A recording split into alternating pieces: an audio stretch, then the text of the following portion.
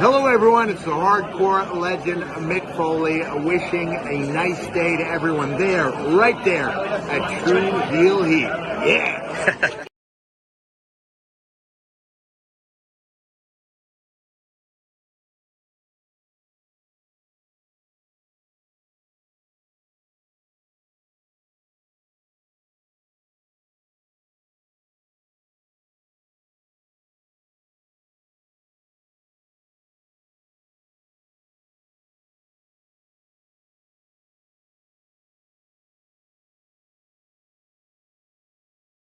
What's up, True Heel Heat? True Heel Heat. What's up?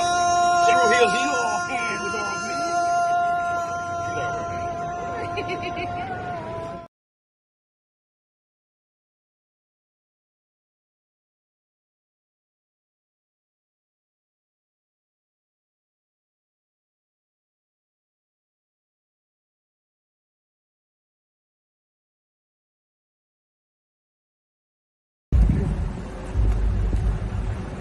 Yo, what up? You know what it is. It's your boy AJ Francis reporting to you live from New York City, the birthplace of hip hop.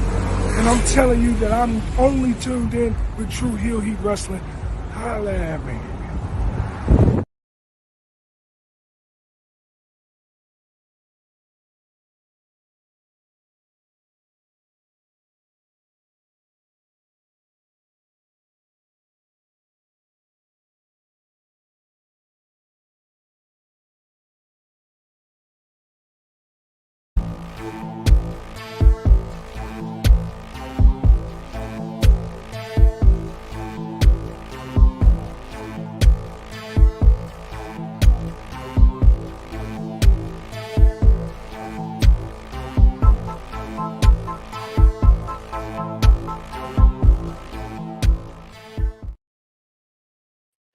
Hello. It is me, your True Heel Phenom SP3. We are live on the True Heel Heat YouTube, Facebook, and Twitter for our WWE Bad Blood 2024 review, discussing last night's show from Atlanta, Georgia. WWE Bad Blood making its return to the promotion, and boy, oh boy, was it a very noteworthy, newsworthy show from WWE last night, and we are here to discuss it. To do that, I am joined by my esteemed colleague, my co-host over on the True Heel Heat flagship podcast, and one of the most honest people to talk about professional wrestling with. If you watch True Heel Heat 297, you know exactly why. He is the true Jaw Josh. You talk about honesty, man.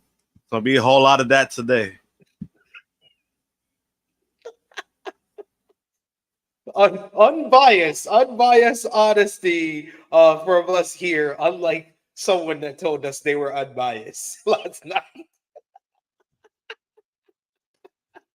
But yes, we are here to discuss last night's WWE Bad Blood 2024, as only we can here on the True Heel Heat YouTube channel. We appreciate y'all if you're joining us live. We appreciate y'all if you're watching us on demand. Remember to show your appreciation back the simplest way possible. Drop a thumbs up on this video. You can also share this video with all your wrestling fans, friends, and family on all your favorite social media platforms. If you're new to the True Heel Heat YouTube channel, hit that subscribe button, hit the bell to stay notified for all the great content here, and of course, sound off in the live chat. We love to interact with all of you. If you're watching on any of the three platforms that we're on right now, whether it be YouTube, Facebook, or Twitter, we want to hear from all of you and hear your thoughts throughout the show, your hot takes on everything that went down at WWE Bad Blood. Let us know in the comments. But of course, if you're feeling generous, you want to give back to what we do here, there's a couple of ways you can do that. You can hit the $ at the bottom of the chat and send a super chat donation. That makes you a part of the conversation, gets your comment highlighted on screen, and any of your contribution, your donations goes back to the contributors that you see on screen with us here, and we always appreciate that kind of support.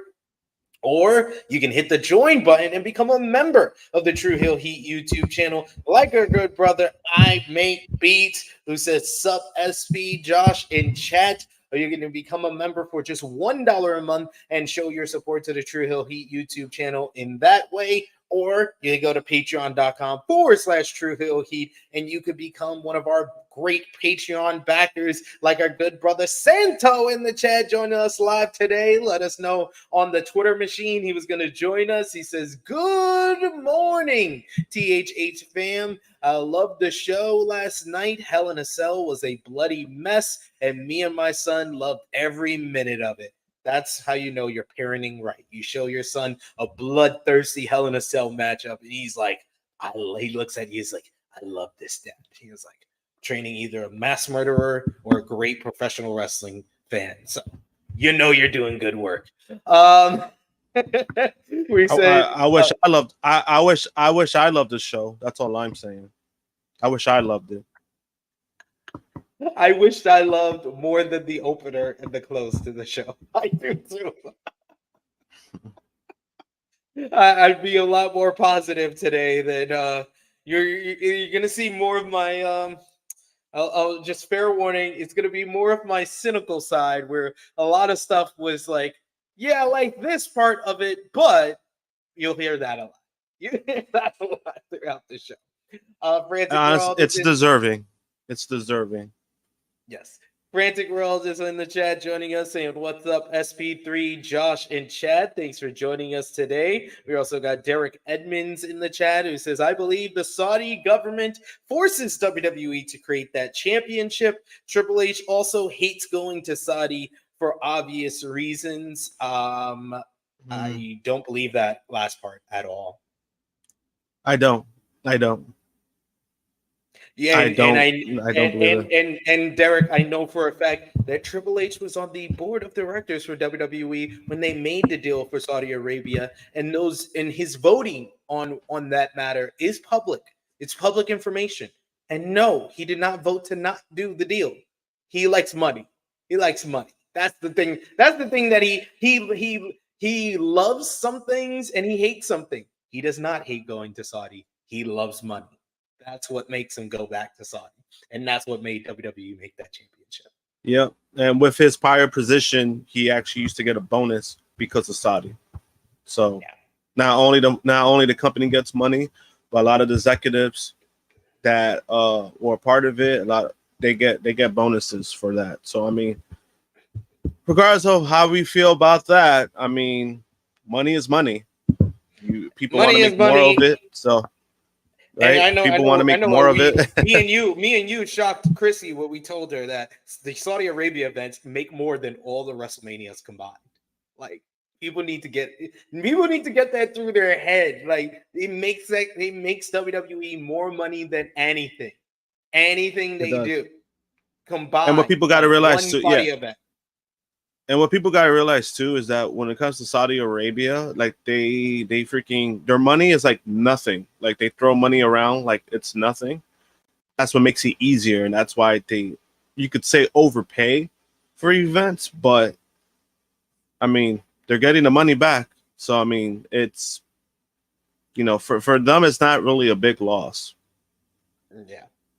Yeah, and yeah, they are basically sports washing.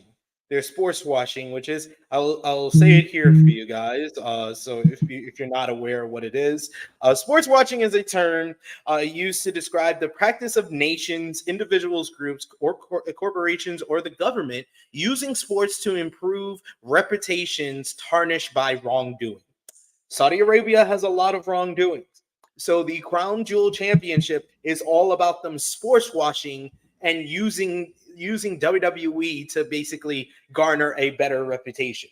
That's why, like, I was gonna wait till we got to that segment, but oh my god, the video package for Crown Jewel made me sick to my fucking stomach. Like, if the segment that they did, it was with cringe. Triple H presenting this whole thing as a historic announcement we're making. It's an annual event and all that stuff. If that wasn't enough, just watch the Saudi Arabia, the fucking Crown Jewel video package that said a nation with limitless opportunity. What? Saudi Arabia? To tell that to the women that's over there. Because, limitless opportunity. I think, honestly, everything about that was just cringe. It was either cringe or bad to me. The belt itself is fucking ugly, for one. It is. And I just don't see the point of it. Like, I don't really see I get it, right? They're trying to do something for the Saudis. Sports watching. No, like, it's sports watching. No, in that aspect, I get it. But even like, say if you take that out of the equation, like, I'm like, is this like what Survivor Series 2017, where it's like bragging rights, but this time it's a belt involved? Like the two champions. Yeah, it's like, the two champions face each other, and then they get a belt that doesn't mean anything. So it's kind of like winning the Owen Hart tournament, right? That they get a belt, but it's not really a belt they're gonna defend. So I mean, I didn't see nothing historic about it. They hyped it up. People are asking about it, and I'm like, it was a wet fart to me. I'm like, the belt again. The belt is ugly. Like, the belt is super ugly. I thought that the belt for the Greatest Royal Rumble, I thought that looked better. Like, and that's also a nothing belt, but that belt looked better compared to this one. And I know Triple H tried to oversell it, like, 50-carat diamonds or some shit. I'm like, who gives a fuck? Like, the belt is ugly. Diamonds are not going to improve a design. I'm just saying. The belt was ugly. And I mean, they're doing Saudi, but I'm like, I just thought they were going a different direction than I thought. And maybe that's what Cody was alluding to. So now what Cody said is a little bit more forgiving, because I'm like, all right, that was the bullshit he was talking about, a video pack. I was like, all right. Like, he said title implications. That's what he was talking about. No, I'm not giving Cody the pass. He is drinking. I'm still not. He's doing the propaganda just like them. And no, it's true. We're on the subject of sports watching and the subject of Triple H, I think we should just get this out of the way now. Oh my God. This is a message. If he's watching this, and maybe he's not. Maybe I believe you do watch us. I know this was where I know where this is going. I'm here for it. Triple H, if you're watching this, just stop doing post-show press conferences. Just stop doing them. You're not very good at them. You have no media training at all. It is embarrassing how bad you are at media, at dealing with the media, because you love the 90% of people that are in those rooms that throw you softball questions like, hey boss, or hey pal, how's it feel to be you? How's it feel to be married to Stephanie? How's it feel to be a part of the hottest period in WWE history? And you can spout all your numbers and your jargon and your propaganda. You're great at that stuff. But as soon as you get that 10% that throw you anything even remotely legitimate of a question, like, hey, Triple H, there's been a lot of discussion about you not having any male black wrestlers in singles matches in over a year on premium live events in WWE. How do you deal with that type of criticism? And you have the audacity, the unmitigated gall to say, I don't see color, I don't see nationality, I don't see man or woman. All I see is talent. That was textbook. That is right from the Vince McMahon playbook. We literally just had the Vince McMahon documentary where Tony Atlas was saying the same thing that Vince has said for years. Vince don't see no color. Vince just sees one color. That's money. And all you did was replace the word money with talent. And I love the fact that, shout outs to AO of the WrestlePeers podcast, who put up the clip of what Cody Rhodes said about that type of statement. And it is so much what people need to realize. And there's going to be some people who are not a minority and doesn't understand what's wrong with what Triple H said. It is the fact of it's a coded response. It's a very coded response, which basically means, oh, I don't really want to deal with that question. Let's change the subject. That's what he really said. That's what he really said by saying that. Because Cody said it best when he was with AEW, that when he first got with Brandy, his African-American wife, he told her, oh, I don't see color. And Brandy responded, if you don't see color, you don't see my experience. If you don't see color, Triple H, you see nothing wrong with what you're doing. What you're doing is really people can make it all look fancy and look good for you, but you know what you're doing. And by saying an answer like that, that is all time bad. That is all time tone deaf. And it's not as bad as saying I didn't read the lawsuit, because that just shows you are just negligent in what you do. But it is almost as bad perception wise, that answer. Just stop doing media scrums. It's embarrassing. It's embarrassing at this point. Yeah, I agree. In regards to Triple H, I mean, the toughest part about it in general, that has nothing to do, but the general aspect of Triple H is that it kind of just feels like he gets away with things because fans love him. Fans give him a pass because, people love WWE now. It's the cool thing to like again. And so people give him a pass. And there's been several incidents that he's had in these press conferences where he's looked bad, right? The whole lawsuit thing, he looked bad in. And it wasn't even just one question. It was like 2-3 questions he got asked about it. And he kind of just ducked it, right? Then we had the other incident. I'm trying to remember when. Was it Backlash? Was it Backlash? When he decided to shit on Fightful and a couple of other, I think PW Insider. Yeah, so he had that incident, so it's just, I don't know what it is, man. I don't know if it's like you said, it's a training or it's just him simply not caring. And if people are not going to really put this under a microscope, then Triple H is going to keep getting away with saying things like this. And I'm not saying oh yeah, there should be consequences, because that's not going to happen. What I would want is more accountability from Triple H. If you're going to go out this, right, it's kind of like if you do something stupid, right, out in public, right, or you kind of do something to somebody, right, that's offensive and it's out in the open, right, and all of a sudden you go behind closed doors and you apologize to them, but nobody sees it. It's like, hey, you're allowed doing this. Why don't you be as loud as being wrong?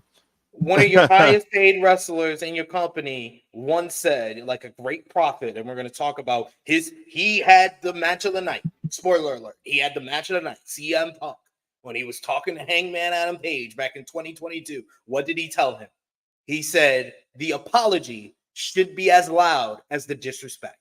And the fact that he did that whole shit, what he said, and shitted on Fightful and shitted on PW Insider at Backlash, and then behind closed doors wants to send Sean Ross Tapp's cheese and apologize to him. No, you should have been up there at the very next Premium Live event and been like, hey guys, I understand last Premium Live event, I said some wrong things. I apologize for that. I wanted to say it publicly. He doesn't. He gets away. You're absolutely right. He gets away with it, and it's just like, that happened. It happened. No big deal. Let's move on.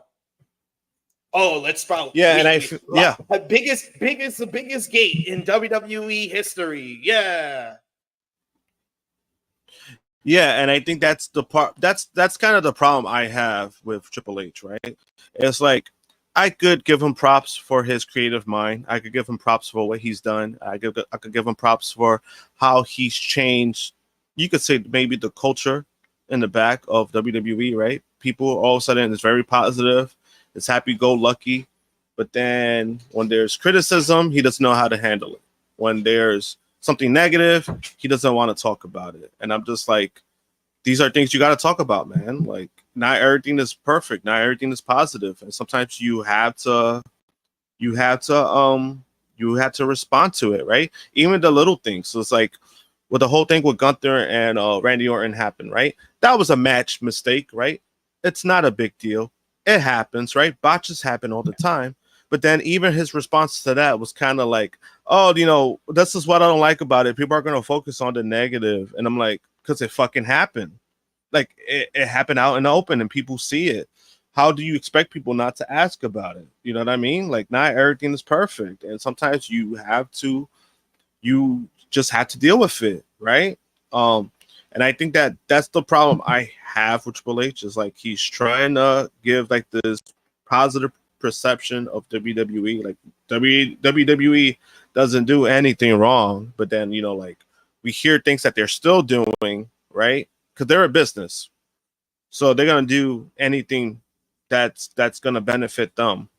But the fact that you get asked a question and you respond in such a shitty way is like, how can I defend that? But again, because Triple H is so beloved, people are gonna overlook that. And that whole thing yesterday about like, when somebody that was a great question, by the way. I want to get that out. That was a fantastic question, because it has been an issue that we've been seeing for a while. For that person to ask that, kudos to them. I actually like that. Unlike somebody else who asked a stupid ass question to Damian Priest, but that's another conversation for another day. But that was a good question, and I just thought it's not even a fumble. Like, it was just he gave Triple H the ball, fumbled, the other team grabbed it and scored a touchdown. That's how I felt like that response was. It was just like, bro, you could have said anything. And the fact that he says that he doesn't see color, he doesn't see national, it's all bullshit. Why? Because why is it that most of the Latinos are paired up together? Like, are we gonna ignore that? Like, you don't see nationalities, but yeah, the common theme of you is, hey, oh, this person is Mexican, this person is Latino. Hey, let's pair them together or face each other or do this.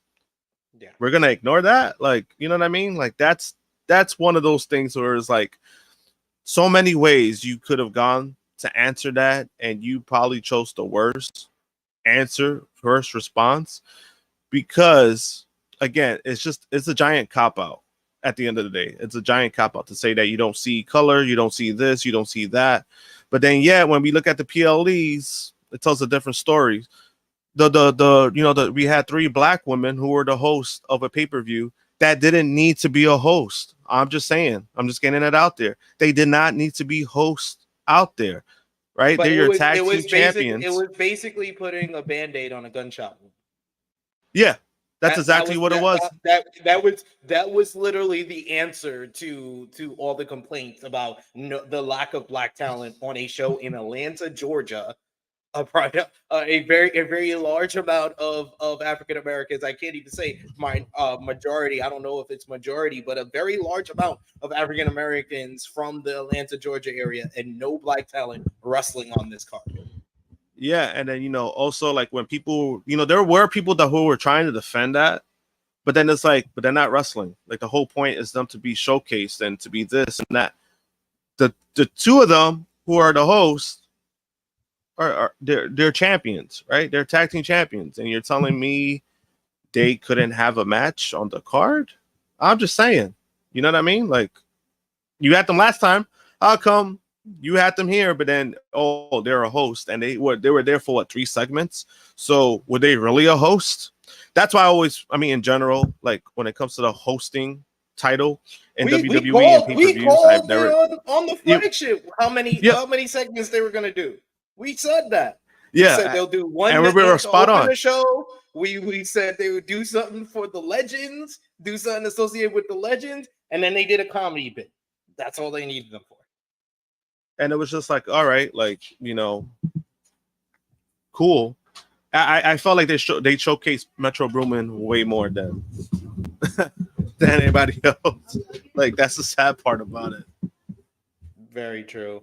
And yeah, you said the person who asked the question, it was TJ Legacy of Soapbox, Run the Ropes, who asked the question for Triple H. And Triple H did. I'll give you out the full quote for anyone who didn't watch the pro-show presser. He said, "I don't see the difference in anybody. I don't see the color. I don't see the nationality. I don't see any of it. I just see talent. I don't see the difference between men and women. I see talent. We tell stories with those talents, how they can handle those stories and how they can represent those stories and how we can bring those stories forward. I don't keep track of any of that. I do what's relevant and what is best and what is being delivered the best. That's what goes. No different than the men and women who main events. Whatever the biggest stories are, that's where we go."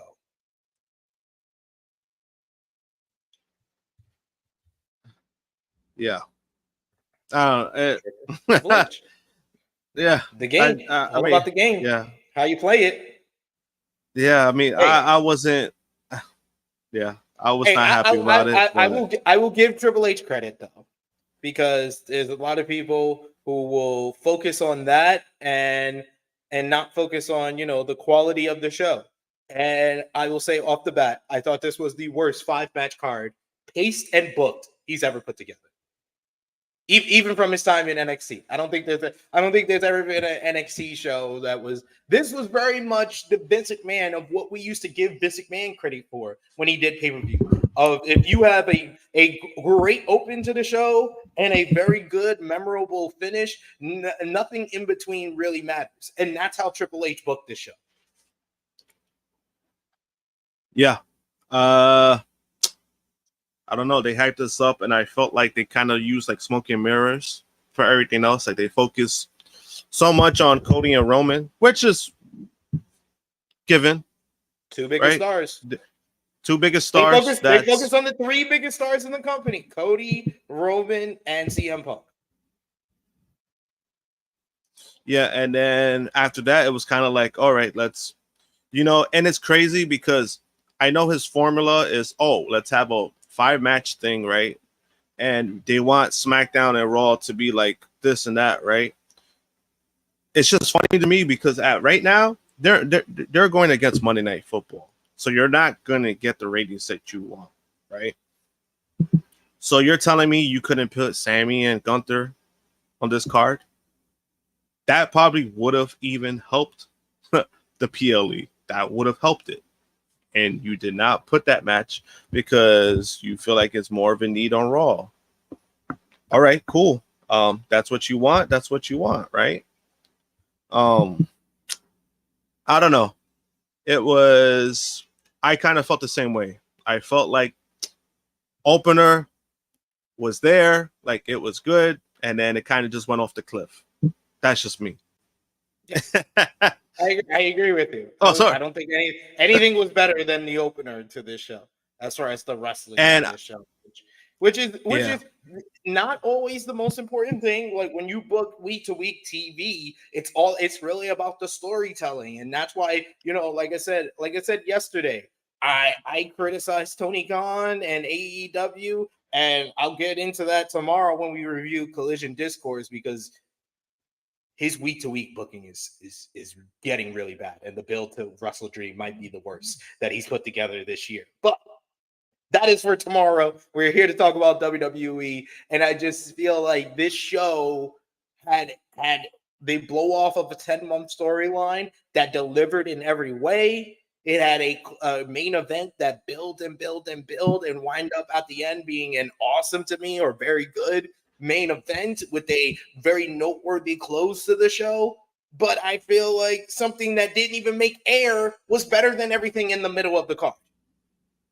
And I will bring this up now because I might forget by the time we get to the end that, Will Raleigh bringing up, hey guys, did you talk about Kevin Owens attacking Cody Rhodes after the show and turned heel? I think that is great. It's very clever of WWE And, you know, Wrestling Observer Radio, I listened to it this morning, and Dave Meltzer and Brian Alvarez talked about the whole angle. If you didn't know, if you haven't seen it on social media, after the show went off the air, after the post-media scrum, Cody was outside of his tour bus. Kevin Owens and him get into this argument, and KO punches him in the face, attacks him, and, you know, officials and everybody separate them. There was no WWE cameras around, no social media cameras around. It was literally just the fans that caught this footage and have been circulating it all over social media. And I think that was so well done. It was very innovative of them to do it that way. And Wrestling Observer Radio says that the reason that they did that is that they were worried that a heel turn would have probably got cheered if they did it on camera. So, like, I told you guys, like, you know, our guys in the chat of True Hill Heat, Josh, and, you know, all the others that you see on the channel, I told them, I was laughing at first that they did it off camera. And then I was like, I like the angle, but if you've been building it for weeks, it probably should have been on TV. But knowing that the reason that they did that is because they, you know, Wrestling Observer Radio said that it was because they think that the heel turn would have got cheered, and Cody is supposed to be the top baby face. And then nowadays in 2024, fans are going to cheer the happening. And it's basically the Becky Lynch, Charlotte Flair kind of theory of Charlotte was supposed to be the baby face. Becky was turning heel. Becky got cheered. She's the one that became the baby face, and they had to change their plans. The way they did it, it kept it feeling real.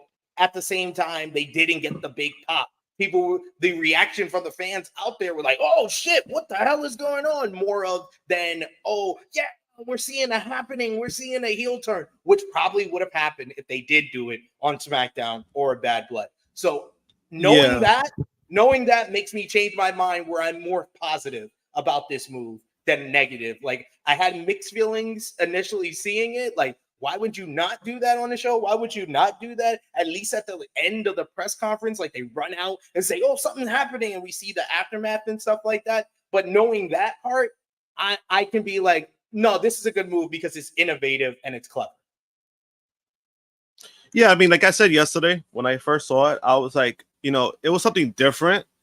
So that's where I was like, I was positive on. The only negative I was on was like what you said before. It was like,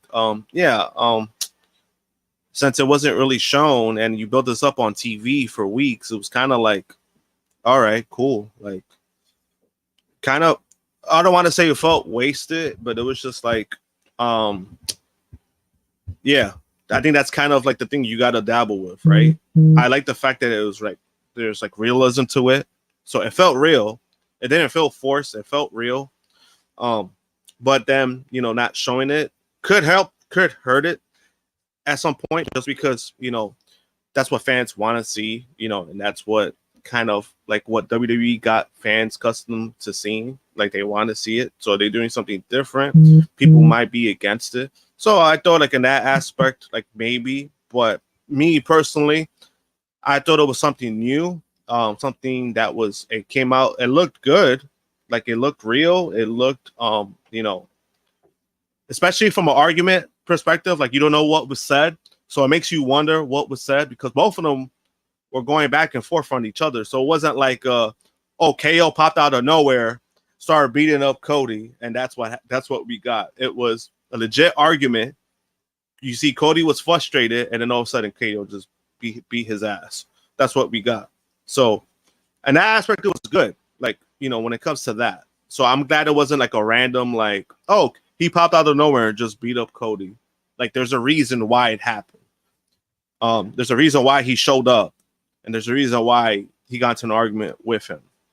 That's what I like about it. So, obviously, they're gonna elaborate on SmackDown, and they're probably gonna show the clips the fans are recording. They're probably gonna use that. Because, you know, WWE loves social media. They love their clicks. They love their fan pandering. So they're going to use those kind of clips to basically explain what happened. So, I mean, I look forward to that. Yeah, So yeah, we talked a bunch about this stuff after the show to start things off before we get into the actual show. But let us know your thoughts. And if, like I said earlier, we got a little bit more people watching now. Send those super chat donations. Remember to drop the thumbs up on the video. That helps out a lot. But we do have our first super chat donation here from Dion Jenkins. Thank you so much, good brother. Love seeing you in the chat. He says the Hell in a Cell should have main evented. I know The Rock came back, but really, he just stood there menacingly. He could have been saved for another show. I can understand that type of theory because I have seen people say, you could have done Rock on SmackDown this week, and a lot more people would have seen it.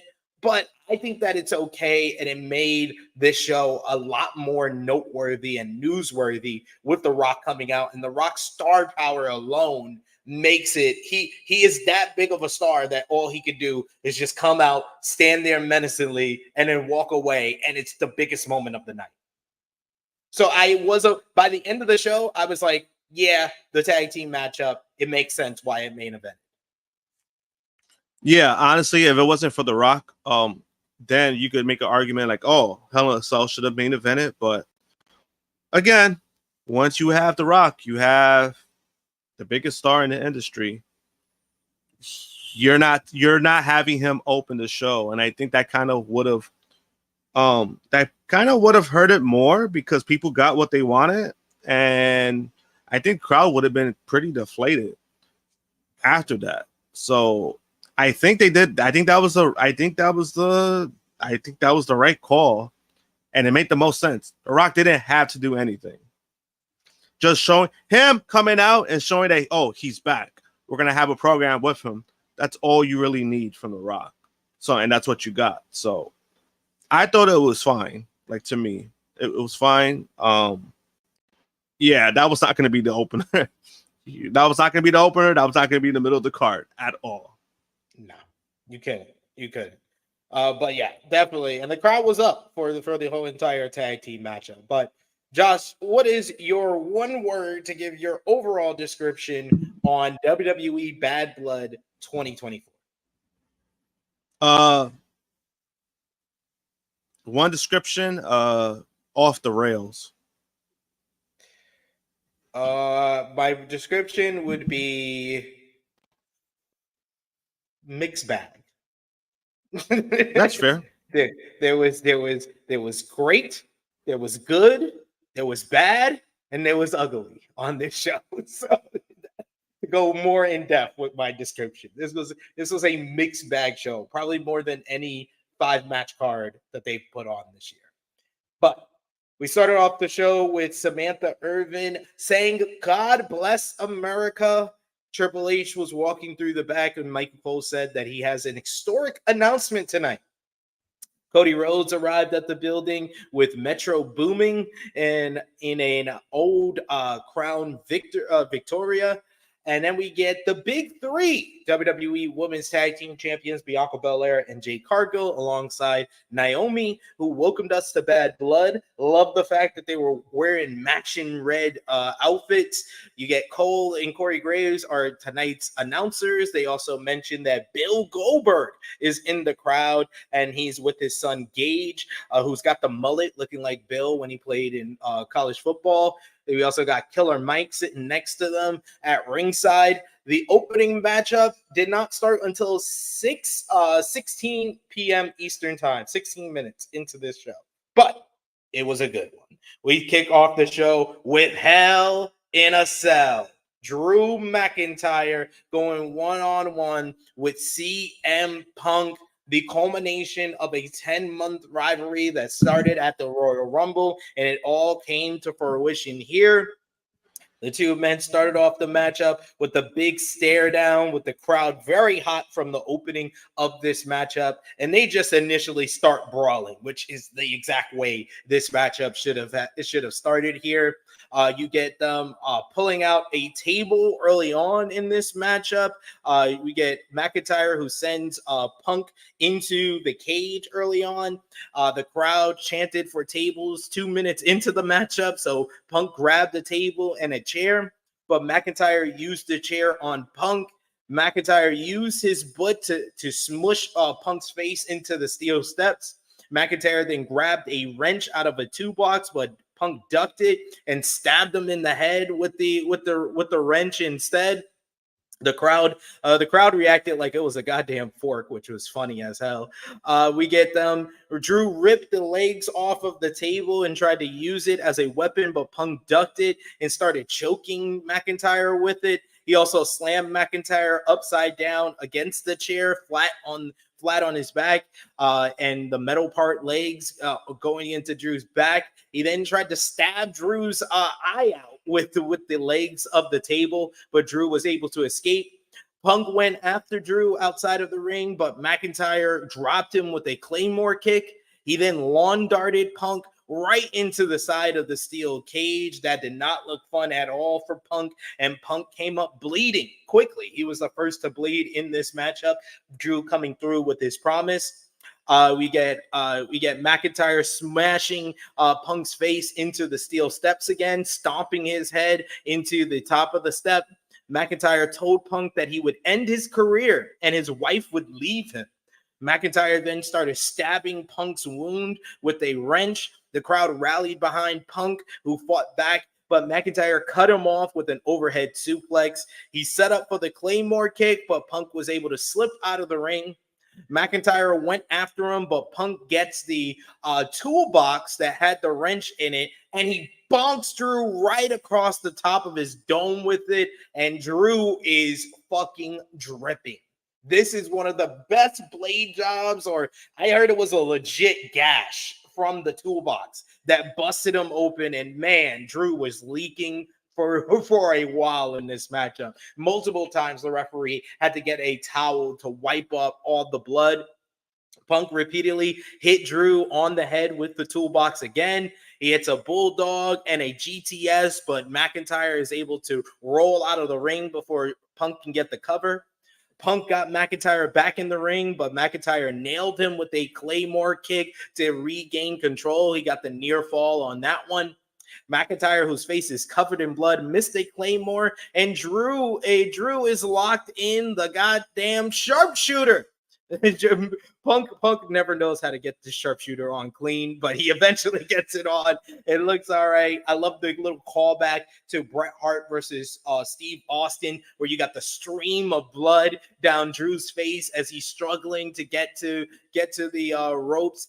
He eventually grabs the wrench and he starts bonking Punk with it to let him go.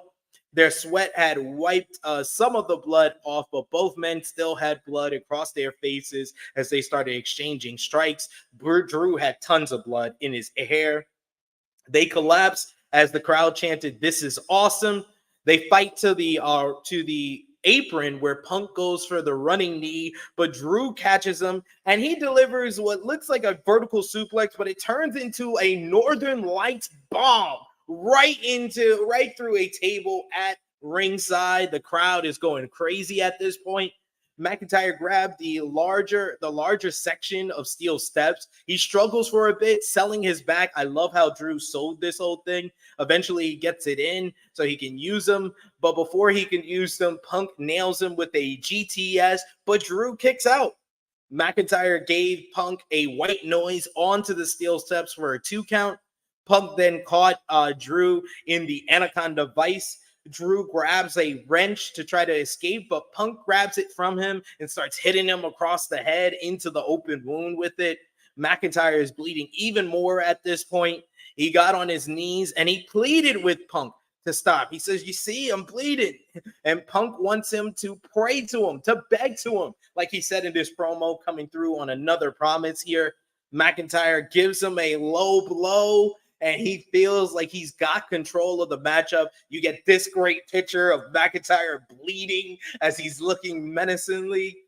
He then grabs a bag from ringside. Most of the fans believe this is going to be thumbtacks, but he empties the contents of the bag, and it's not thumbtacks. It is dozens and dozens of beads from the bracelet. I love that callback. McIntyre then goes to the other corner and he goes for a Claymore, but Punk ducks out of the way and Drew crashes into the steel step, the edge of the steel steps, going into the small of his back. Oh my God, that was a wicked bump and probably the nastiest and brutal of the matchup. Punk gets a chain and he wraps it around his knee. He grabs some of the beads from the mat and he shoves it down McIntyre's mouth, a callback to the attack that set up this matchup. And he hits the chain-assisted GTS. He gets the cover, collapses on top of Drew. 1, 2, 3.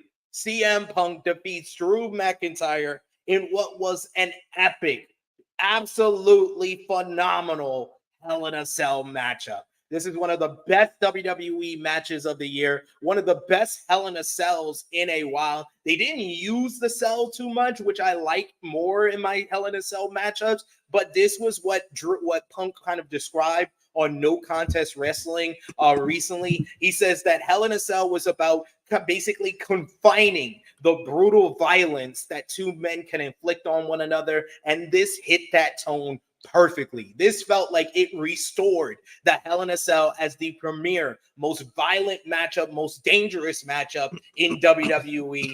Drew McIntyre gets his fall. He's down as Punk is declared victorious. He celebrates. He walks out of the cell. He slams the door on the feud between him and Drew McIntyre. As he's coming up the aisleway, you get medics coming down to check on him and Drew. Punk collapses and he's basically given oxygen, and this even more elevated this matchup for me. This was absolutely fantastic. These two guys showing out in one of the best WWE matches of the year, one of the best Hell in a Cells, I would say, ever. I think this is like top 5, top 10 Hell in a Cells of all time, especially with the buildup. When you consider the buildup mixed with the two emotions, the drama that was in this matchup, and the weapons that they were used, this was absolutely fantastic. I gave it 4 3/4 stars. I may on a rewatch go bump it up to the full boat. That's how good, that's how great this match was. And I think that it's like top 2, top 3, maybe number 1 best Punk match since his return in 2021. I am very high on this. And I think this is definitely Drew McIntyre's best WWE matchup of all time. I love this match. What did you think, Josh? Yeah, the match was great. I know I already knew like what both guys could do. So when it comes to that, like it wasn't really a surprise. I was surprised though with the amount of blood and violence, just because, you know, WWE tends to stay away from that. Yeah. So for them to go all out when it comes to that, I think that's what, in my opinion, that's what elevated the match as well.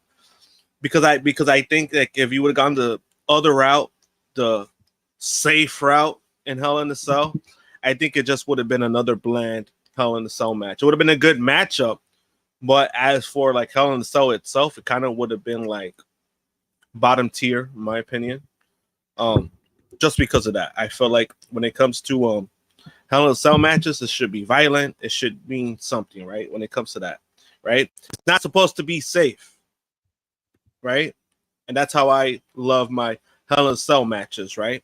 It's kind of like when we had the one at WrestleMania when Finn got his head busted open.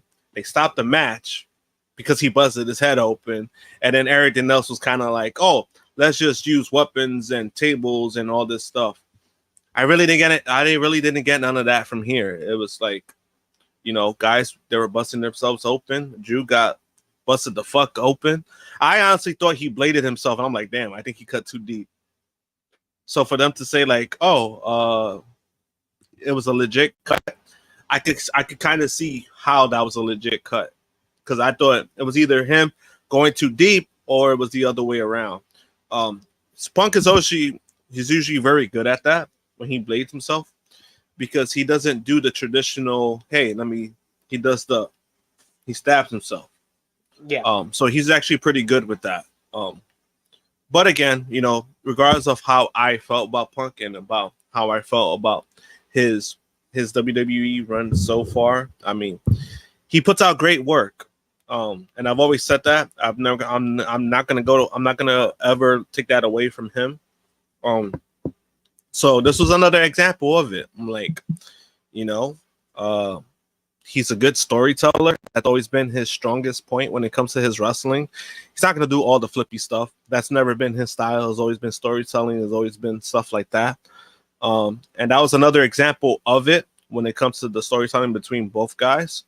And I thought the right person won. I know a lot of people wanted Drew to win, but I'm like, you needed Punk to win, because if he doesn't win the feud, then it's like, what do you do next with Punk? You know what I mean? Like, that's where in regards to Drew, it doesn't really hurt Drew. I think it would have hurt Punk more than it would hurt Drew, especially when Punk already made it out there. Like, oh, I want to go after the world title. You know, so right person won, and I thought it was a great match, a great opener.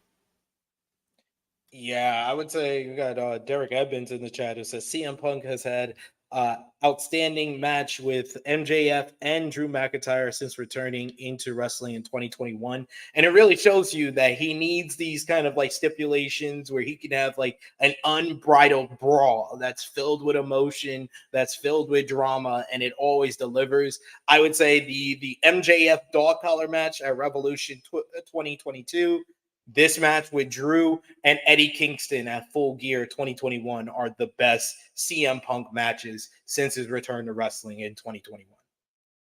I agree. I just wonder what Dave is going to get this, because, you know, he's not a big CM Punk fan himself. So let's see what he. But he said it was an excellent matchup. So I'm guessing he will be in the same range that I am. I gave it 4 3/4 stars. What did you give it? I would say about the same. I would say 4.5, 4 3/4. You know, it's not a perfect match by any means. It's not a perfect match. But I mean, you get 4.5. I think that's still great. Yeah. Right. Especially for a CM Punk match. Again, the storytelling. You know, Punk getting his revenge. Especially the beat spot where he made Drew eat the beats too. And you know, he won. So all around, I mean, it was a great matchup. So even if people are saying 5, I'm not 100% against it. I wouldn't argue with anyone if you think it's a 5-star matchup. Yeah, like, you know, and it's so different from any other WWE matchup that we've seen in the past 2 decades. Yeah, and I do agree with like the whole aspect of the Hell in a Cell, like when people use the cell a lot. I felt like that's what people were using a lot to rely on the less violent stuff. Like, oh, we got to use the cage to make up for like the other stuff we can't do. So I did like the fact that they didn't use it that much, right? I do like it. Necessarily don't need to use the Hell in the Cell. As in like as a weapon, maybe like 1 or 2 spots, but then when it becomes redundant, when it becomes repetitive, I think that's where it kind of takes away from it. Or when people think like, oh, we need to go on top of the Hell in a Cell, I'm like, no, it's not needed sometimes. And I felt like if they would have done it here, it wouldn't have been needed. I'm like, nah, you guys don't need to go on top of the Hell in a Cell. Like it's not necessary at all, especially when none of them are not. CM Punk ain't flying no damn 20 feet to a table. He's not doing that. Like, for something like that, you put it with people who are willing, either going to do it or you expect to do it, right? It's like when Shane McMahon was in Hell in a Cell, we expect him to go on top and do something fucking stupid, and that's what he did, right? So when it comes to stuff like that, like, you know, I'm fine with it. I actually like the fact that they didn't, because it's like, hey guys, you could have a good Hell in a Cell match without overusing the cage, without thinking you have to always go on top. You know, I'm glad they got away from that.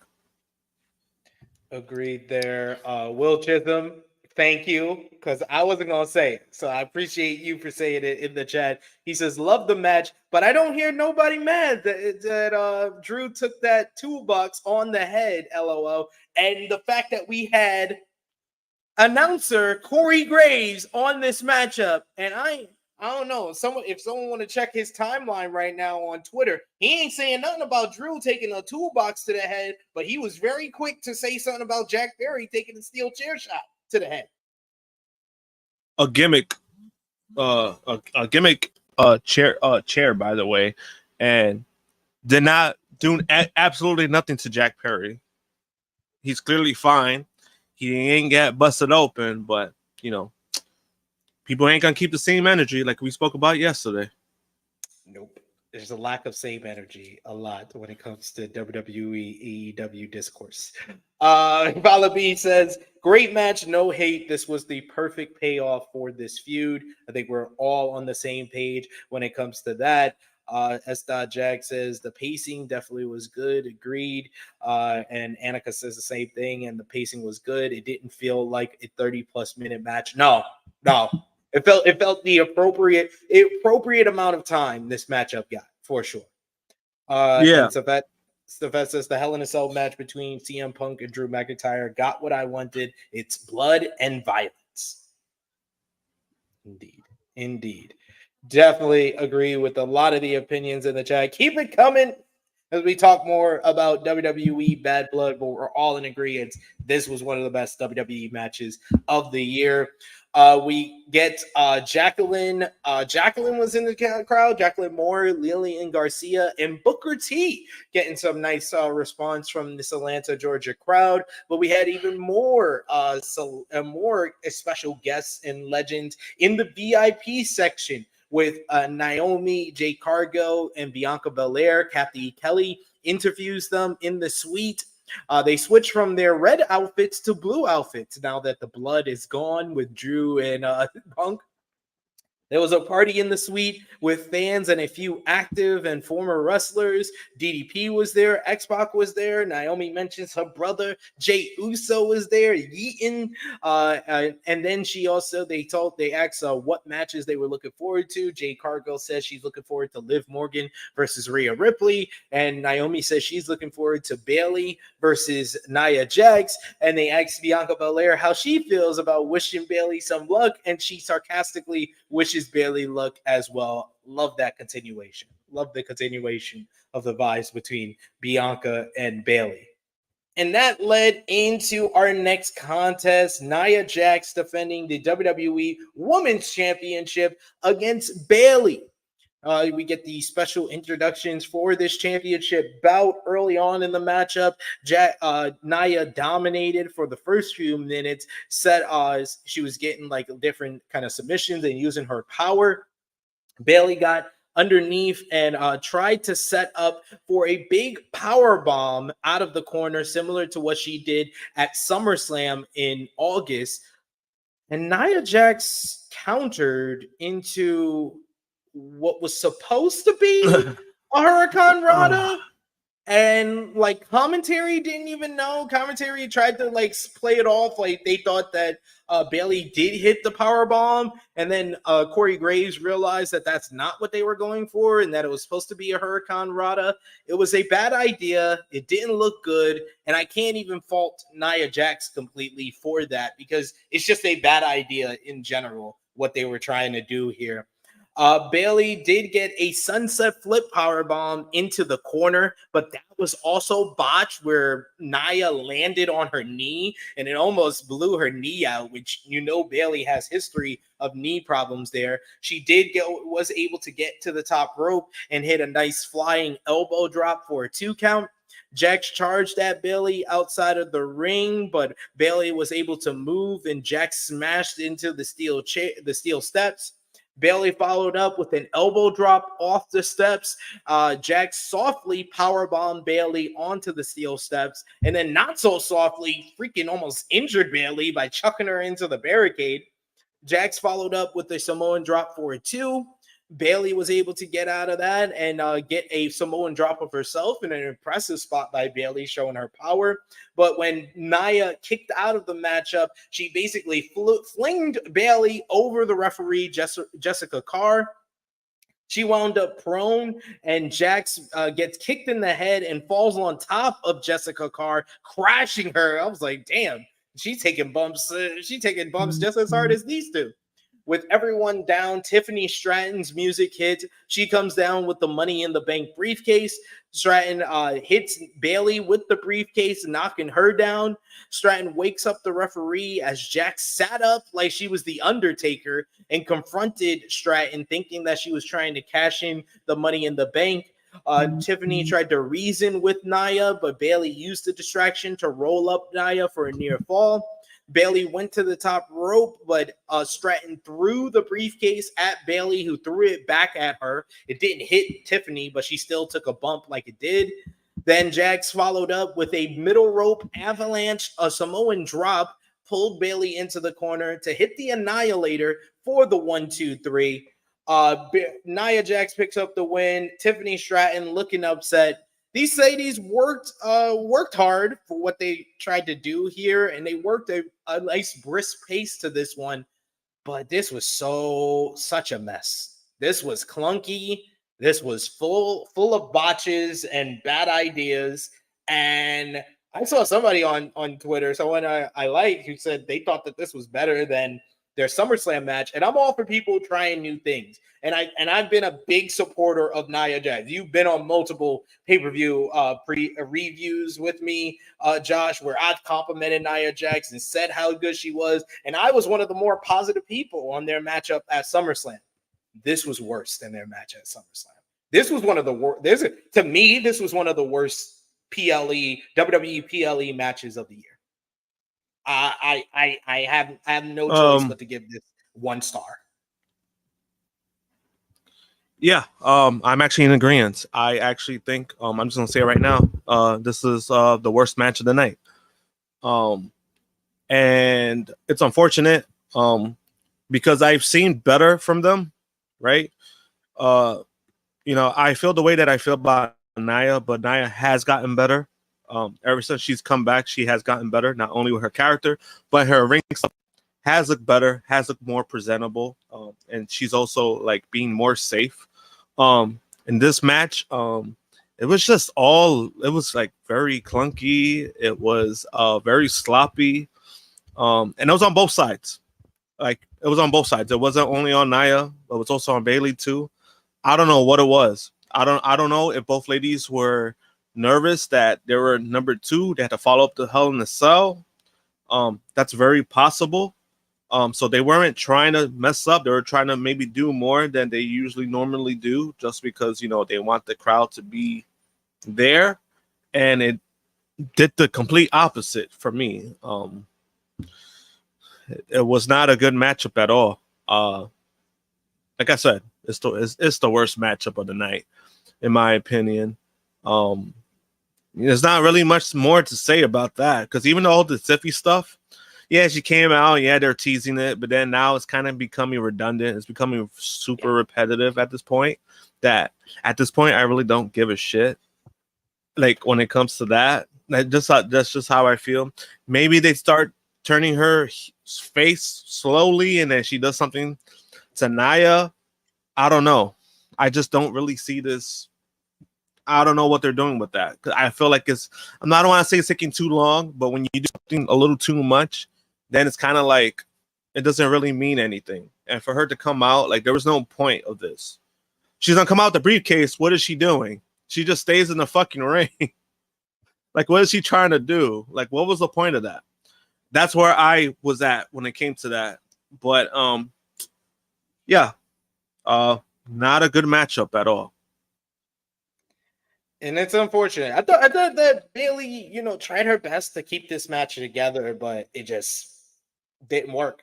It didn't work. They tried too many bad ideas. Like the Hurricane Rana, they should have knew right from there when that didn't work out that maybe we shouldn't do all the other stuff we want to do. Simplify it.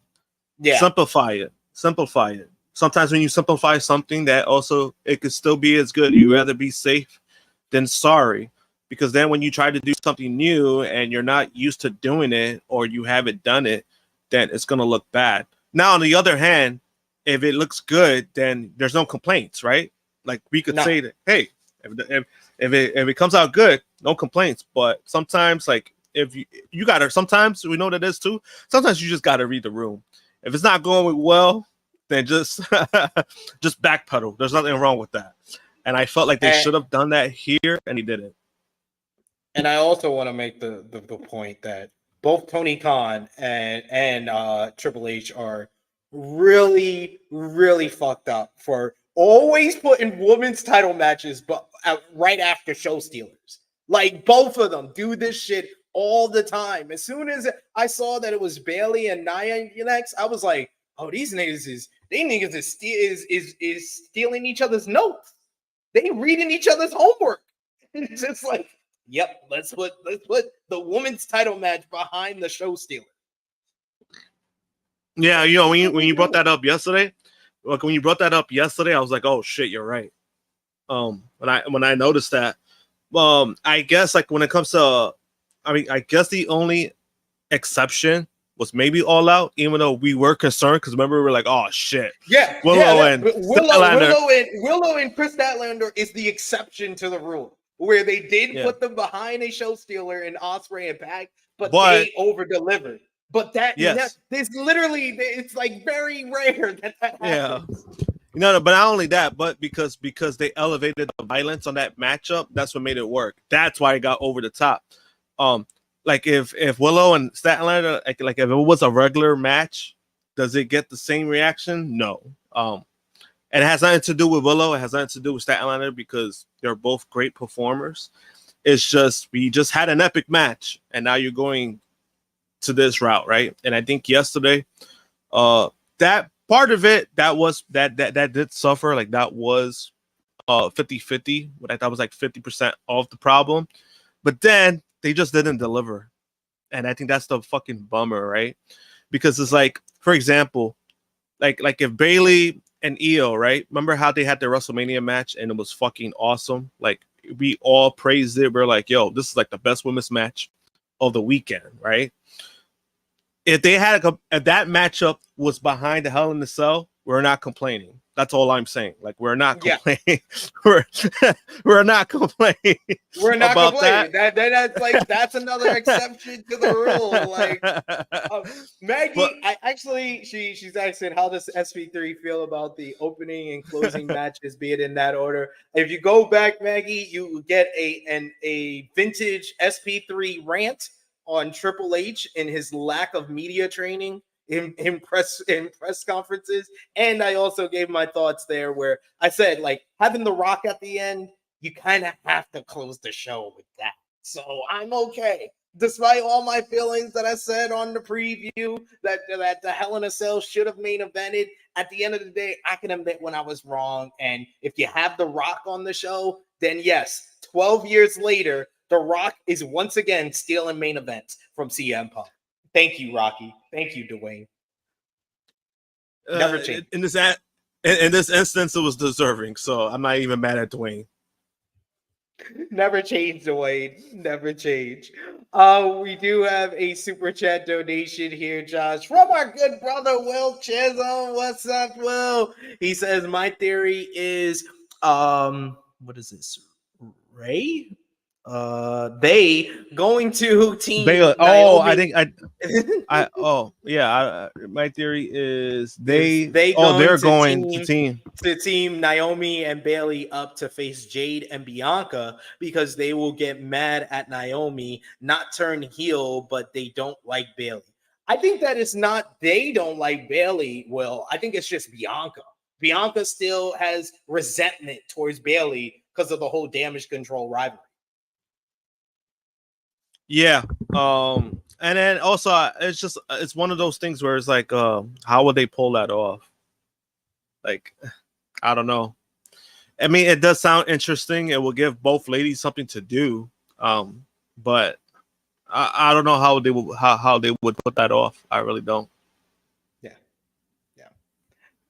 We got thank you once again, Will, for the super chat donation. Maggie saying we said it on predictions. If Bloodline main evented, we're gonna have some expectations, and they did. And I was also the guy who was saying I don't expect Rock to come back until Netflix. But once you put them in the main event, you had to break the glass. You had to hit the pen. You had to hit the Dwayne, the final boss panic button, and that's the only way we can get Cody and Roman to main event over a fucking Hell in a Cell.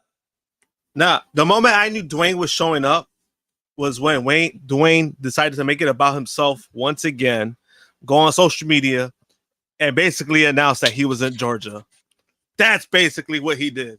That's when I knew he was showing up. I'm like, this motherfucker. He did.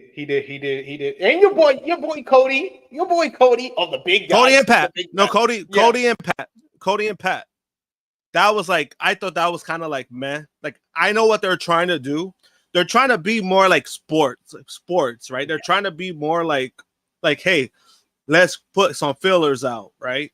So in a way, I get it, but at the same time, it's kind of like, all right, like, kind of ruined it. And then basically, The Rock just said, you know what? I'm gonna grandstand the fuck out of both of you, and basically just say I'm already in Georgia, and that's what he did.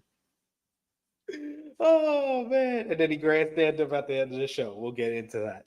We did get the video for SummerSlam with Cardi B and Bianca Belair. We also see Xavier Woods plugging a new Dragon Ball Z video game. We get X-Pac, Tully Blanchard, and Arn Anderson were shown in the crowd, as well as rappers Quavo, Little Baby, and Metro Boomin were also shown in the crowd. They need to stop this bullshit that they're doing. All right, I have another rant. I'm sorry. I have another rant. Michael Cole. We all know you don't listen to hip hop. We all know you don't listen to hip hop. You know how we know? It's because you fucking sound like you're reading from Wikipedia. You sound like you're reading the fucking Wikipedia or a PR assisted catalog of what these rappers do, of what songs they have, what's their current album that's out. You don't sound like a genuine fan. And I know it's, we're trying to be cute, we're trying to be funny, but it's bullshit. It's bullshit, and I don't like it. It feels very gross to me. Not as gross as the segment we'll talk about with the Crown Jewel Championship, but a different type of gross. Yeah, I thought, but also I thought it was like a little over the top. Like you could tell he was very flustered of like talking about it. He was very flustered and trying to like be ecstatic, but it's like, bro, you know damn well you don't know none of these guys. Like, I always hear about Quavo, and I wouldn't even tell you I know one song of his. I'm just being honest. Like, I just don't know. Like, that's not, I'm not a big hip hop guy. I know certain things. I'm very casual when it comes to hip hop, but I don't know. Like, when they say Quavo, I'm like, oh, all right, cool. They got some guy I always hear about, but I don't know his music. That's a plus for me. I just know him from the Migos. I've listened to a couple of Migos songs, and I know the Migos from the episode of Atlanta. That's my favorite thing from the Migos is that episode of Atlanta when they were drug dealers for Al and Darius. I know the Migos for the worst reason. I know the Migos because Joe Budden was about to fuck them up when he got upset and threw the microphone and then walked off the stage, and then they got tight at him. That's the only reason why I know the Migos. I'm just gonna be honest. That's the only reason why I know them. Yo, but nah, it just really feels like cultural appropriation when you try to make me believe that Michael Cole is listening to the Migos. It's like very insulting. Yeah. It's very like insulting. It's very insulting. It's like, bro, like you could announce these people without like trying to like, and then like the whole thing with Metro Boomin, I thought he was a little weird with that too. Like, we met him, we were taking photos, and I got his autograph. I'm like, bro, why did you get his autograph? You know, you damn well you don't listen to Metro Boomin.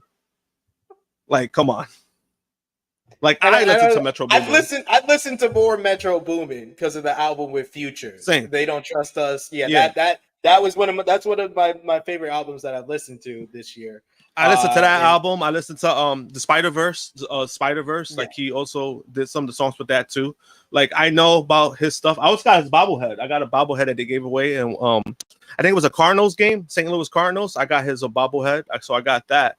So like I'm familiar with Metro Boomin, but I'm like, bro, like stop. Like you could just announce these guys without like sounding like a fake Mark. That's what it is. It was like a fake Mark who was like stop. Like what are you doing right now? It's like Do-Rag Vince.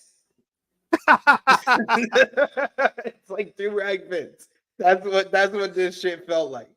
But we get Michael Cole, who does remind us that Triple H announcement is coming soon. As we get into our next matchup, Finn Balor going one-on-one with Damian Priest, the former undisputed WWE Tag Team Champions, as well as former members of the Judgment Day together. Finn came out wearing a mask and had his F logo painted under his left eye. There was a good spot early on, but this match pretty much was like the overpowered power guy versus like the powered babyface versus a smaller heel, which is like the exact opposite of the formula that we got in the last match, with Nia being the overpowering heel versus the plucky babyface that was Bayley. You get a good spot early on where Priest caught Balor with a right hand, and you heard the pop on that right hand after he came off the top rope. Balor sold it great. Priest sold it like his hand was hurting after that, and the commentary sold it big. Balor got the upper hand when he hit a sling blade on the floor, and it was looking to get the count out victory. When Priest came back into the ring, he started stomping down on him to control for a little bit there, but Priest fought back with some strikes. He eventually would hit the broken arrow for a close near fall. Priest avoided a sling blade and hit a big clothesline.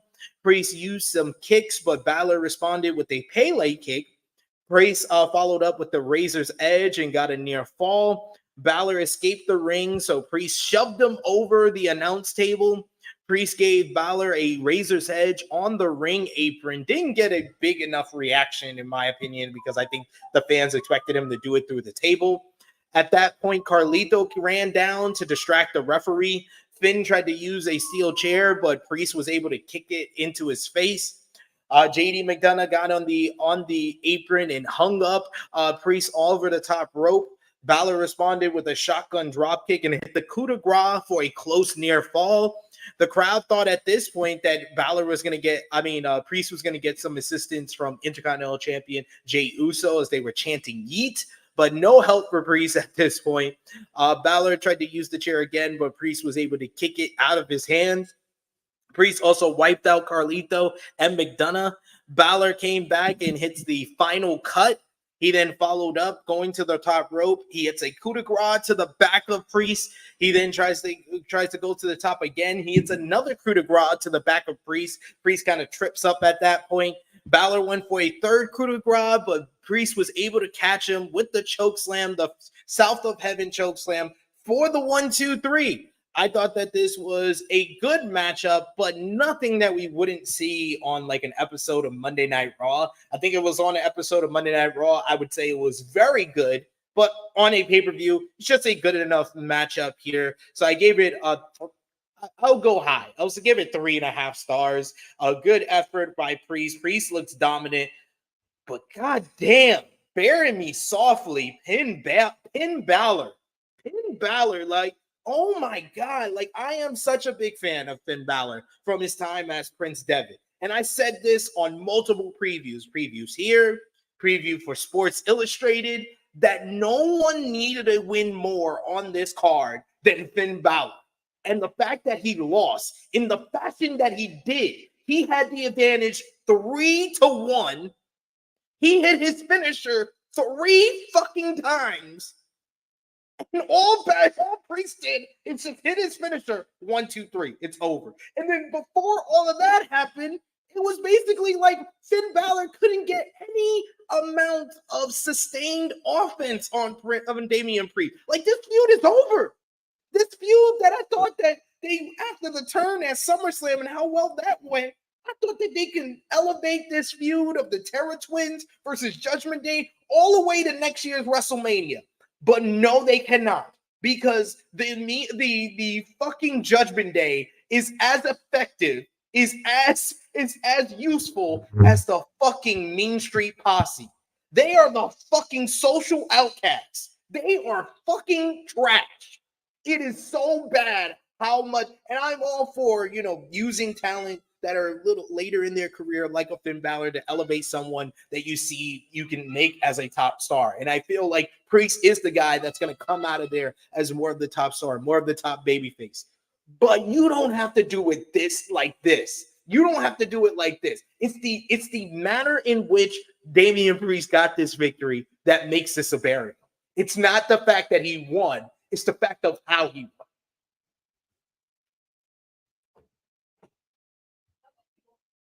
What did you think?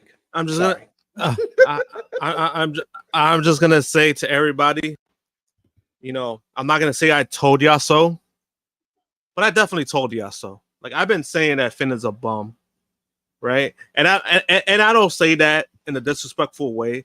I'm just saying that the way that he's been booked, I'm just saying that the way that he's been used, he's a bum, right? I've been saying this for a while, and then all this just proves what I've been saying. Finn Balor's a bum now. Like, he's been a bum. Like, and it's okay. You could still like a bum. Like, you know, I'm not saying you can't like a bum, right? But this is where we're at with Finn Balor when it comes in WWE. We're not going to see nothing special. We're not going to see nothing major from him, right? Because even if they try to go back to the demon gimmick, that shit is dead. That shit died a long time ago. Even before WrestleMania, that shit was dead, right? So it's kind of like, even if they were to revert to that, I would not give a shit, because I'm like, they ruined that so fucking much that it doesn't matter at this point.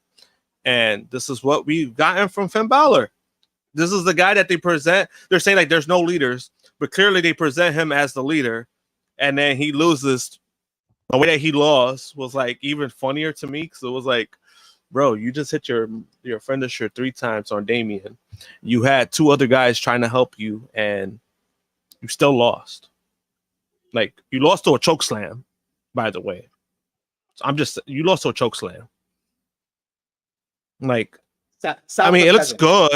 Yeah, you know, and it looks good. Like, I like the way, I like Damian's version of the choke slam. I think it's super underrated, in my opinion, because I like the fact that he uses his body to like to move them to move the momentum of his opponent. I actually like that. It's something new. It's something pretty innovative when it comes to choke slams, right? But it's like, bro, you lost to one move. Like, all right, where does this go from here? Because honestly, I was already. The worst part of this. I'm sorry to interrupt you, but you know what's the worst part of this? This nigga just resigned. Yeah, he does resign. Yo, why do they keep doing it? Him, Chad Gable, like y'all keep re-signing these niggas and then just not giving them any type of push. I remember the days when WWE would re-sign you and you would get a slight push. They like, yo, this is embarrassing. Yeah, and it's just you know, it's crazy because we've seen better from Finn, but it's just the booking. It has nothing to do with Finn himself, it's the booking. It's like last year, if you look at it, he lost to Edge, and we were all in agreement he should have never lost that match. The wrong guy went over, and then he had a feud with Seth Rollins for the title, and he lost all 3 times. He did not win a single match. He lost to Seth Rollins 3 times for the title. And we all said, yeah, this is his moment. He needs to win the 3rd match to get the title, and he still lost. And it's like, how can I, like, at this point, it's like, how can I take Finn seriously? And this is why, for a while, I was saying that Finn is a bum, because it's like, yo, they treat him like a bum. They treat him like it, like, and you see it with the booking, because we were all in agreement when it comes to SummerSlam, like, yo, that turn was great, like how they did it was great, right? And then, but then it's like, ever since then, the fucking feud has been lopsided. Like, how is it that you have a stable of like 4 or 5 people, and you're telling me you can't beat 2 people? Like, you're telling me you can't get the upper hand on 2 people? I mean, granted, Rhea and Damian, I mean, they're great, but it's like, the math ain't mathing to me. It's just I expected so much more coming out of SummerSlam than what we got so far from same. And it was a good momentum, and then like it's done like Damian favors. Like, if we were talking about like the feud itself, it's done Damian favors because it's made Damian a prominent top babyface guy that we could see like, oh shit, we could really rely on this guy, and the crowd actually loves him. So it's benefited him. Like with Rhea really didn't need it, because she's already made, in my opinion. So she didn't really need it. Like, and it's helped Liv in some aspects, but then it's like the stable itself is they're losers. Like that's just what they're losers. Like they're the fucking putties. They're the fucking putties from fucking Power Rangers. like they are just ineffective fucking losers. And and it's funny because yesterday, right? Chrissy said, "Oh, I forgot who the tag team champions are," and I'm like, "The guy that you defend, he's the tag team champion." You fucking S-Back Jack in the chat said the same thing. He was like, "I honestly forget that they're tag team champions." That's all I'm saying. I'm like, yo, that's all I'm at with it. It's like it's not a personal thing against Finn. I like Finn, but I'm like, I'm just kind of like it is at this point. And I said before, I said it on the Bad Blood preview with Maggie and Robert D. Felice. I was like, this dude has not won a singles match since June. And here we are, still after this show. It's still June. June was the last time he won a singles match. All right, we see Triple H was shown working in gorilla position, which was weird because there's no one in the chair next to him. It looked like John Cena was producing the show with him. They plugged Raw and thanked Metro Boomin for the theme song to Bad Blood. And then here came grandstanding Triple H, always in the videos, always in in the studio. You know what's funny? I told Wendy that yesterday. He was coming out. I was like, look at this guy making it about himself once again. Paul Triple H Levesque was here for his historic announcement. Hunter said that it's hard to believe it was 30 years ago that he was living up the road while terrorizing WCW. He announced a sellout crowd for tonight, 16,092, and he also called this the largest arena gate in WWE history. I know it was CM Punk that said, tell me when you're telling lies, but I just want to let everybody know Triple H lied to y'all. It was not the largest arena gate in WWE history. That was actually Bash in Berlin. It was the largest arena gate in North America in WWE history. He forgot that key part of it to make it actually the truth. Triple H had now plugged WWE Crown Jewel was their next premium live event, which actually got tons of boos from the crowd. I don't think, and you can tell by his face, I don't think he was expecting the boos for that announcement. Hunter said that the event would be historic because it would start an annual tradition, which will feature the WWE champion facing the world champion for both the men and the women, and the titles would not be on the line, but there would be a definitive winner. The winner would be crowned as Crown Jewel champion, and he unveiled a new title belt that will likely be temporary and more serve as like a trophy. He unveiled a very large title belt, which has 15 carats of diamonds, he says. And he only revealed this one belt and not one belt for the men and one belt for the women. He said that it would be a historic matchup, and the Crown Jewel champion will be something that they will be doing annually at the Crown Jewel event. This brought out the current world heavyweight champion, Gunther. He came out and he said that Bad Blood should have its world champion on the card. I mean, I agree. Hello, you want to say hi to everybody? Is that Harlem? On Thursday. Go get something to drink. Yeah. And tell them to like, share, and subscribe. Like, share, subscribe. And send super chat. Send super chat on Mimi Thursday. And ask them if they like your hair. I love my hair. There you go. Everybody's been wanting a Harlem run-in. She's been being good and staying in the room with her brother lately. So there you go. Gunther interrupts. He says that Bad Blood should have its world champion. I agree. They should have put Gunther and Sami Zayn on this card. Would have made it all the more better. But he wanted to talk about the legends in the crowd. He says from a current legend or a future legend of himself to one of the old legends in the crowd, and the crowd starts chanting for Goldberg, Goldberg. And in fact, that's who Gunther wanted to talk about. Gunther mentioned his comment a couple of weeks ago to Bret Hart that Goldberg was his childhood hero. He informs Goldberg that was a lie. He says the best wrestler on earth couldn't be impressed with a one-trick pony like Goldberg. Gunther then tried to address Goldberg's son. He says he sees that he's here with his son. He asks Triple H, what's his son's name? Oh, Gage Goldberg. He says he just wanted to let him know that he hopes that Bill is a much better father than he is a wrestler. That pissed off Goldberg. I was like, oh shit, let's go, Gunther. Let's go. Goldberg is getting all pissed off. He even jumps over the barricade. A dozen security guards come out as Goldberg removes his jacket and look like he's about to get into the ring. Adam Pearce comes out and stops Goldberg from entering the ring as Gunther is taunting him, telling him, I got 3 minutes for you. Come on.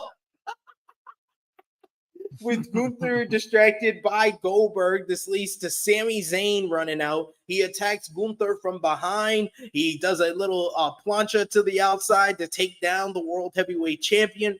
Security and officials get between them. Gunther boots Sami in the face, but Sami keeps getting up as the crowd is chanting for him and tries to go after Gunther some more. Back in the ring, Triple H raises Goldberg's hand, and Goldberg looks into the camera and says, "You're next, boy." So this was a lot of fun. I will give this was probably the best part of the middle section of this whole show. And it wasn't a matchup. It was a fucking TV angle. Was the best part of the middle of the show. I really enjoyed this. This was great stuff. Gunther has turned into far and away the best heel in this company.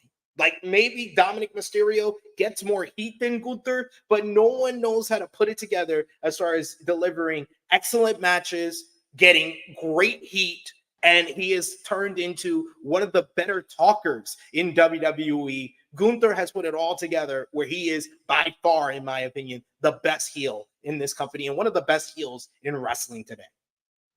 Yeah, to add to that, the first half of the segment was kind of meh, just because of the announcement, the belt. I didn't give a fuck about sport, that. That's why I just ignored it. The sports washing and the belt, that was gross. Was gross. But when Gunther came out, he actually made that better. And I said it too. I was like, yo, that was actually really good, right? Because the way I feel about Goldberg, when I was a kid, I loved Goldberg. But then when I realized when I got older, I'm like, oh shit, it's not that good of a wrestler. That's just how I felt about Goldberg. And then just like the way he was handling himself the last few months or like a year, like when it came to some of his comments, I thought it was pretty trash. I thought it was like beneath. I'm like, bro, like why are you stooping this low?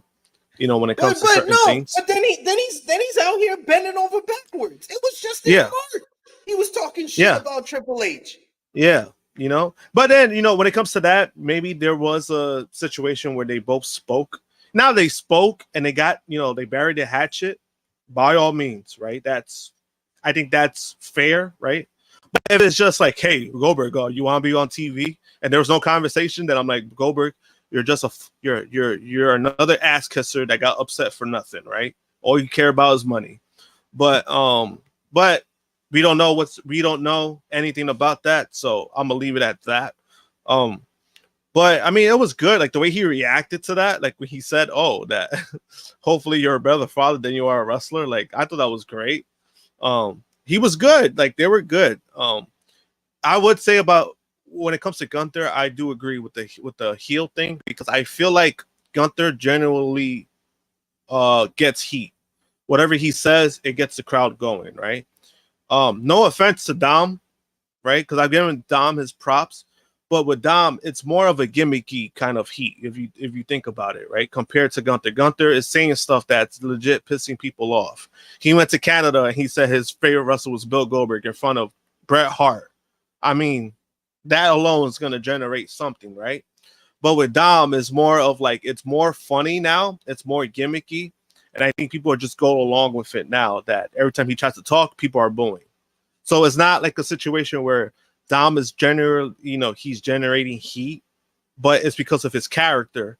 He gets out there, people are booing him, which is good for him. I mean, that's how people see it, but that's the way that I see it. Like there's different kinds of levels to it, where I think, like I said, Gunther is doing stuff that he's actually generally getting heat to the point that now people are booing him when he comes out, and that's what you want. It's not laughing, it's not a ha-ha kind of thing. It's like people are legit like, oh fuck, what's he gonna say now when he gets the microphone? So I do agree with, like, he's gotten better at that too. Like, it's just his overall talking has gotten better, because that's always been his weakest point. Because Gunther has always been, when he was Walter, he's always been the guy, like, his work shows within the ring. He was never really a character. He was never really of anything, but now you're starting to see, like, he's generating heat. He's still kind of the same if you really think about it. He's just found things to put nuggets out there, right? Like little bits and pieces to really elevate that, right? Because we still present him as a ring general, but now he's talking more, and now he's elevating that more. So he's still kind of the same.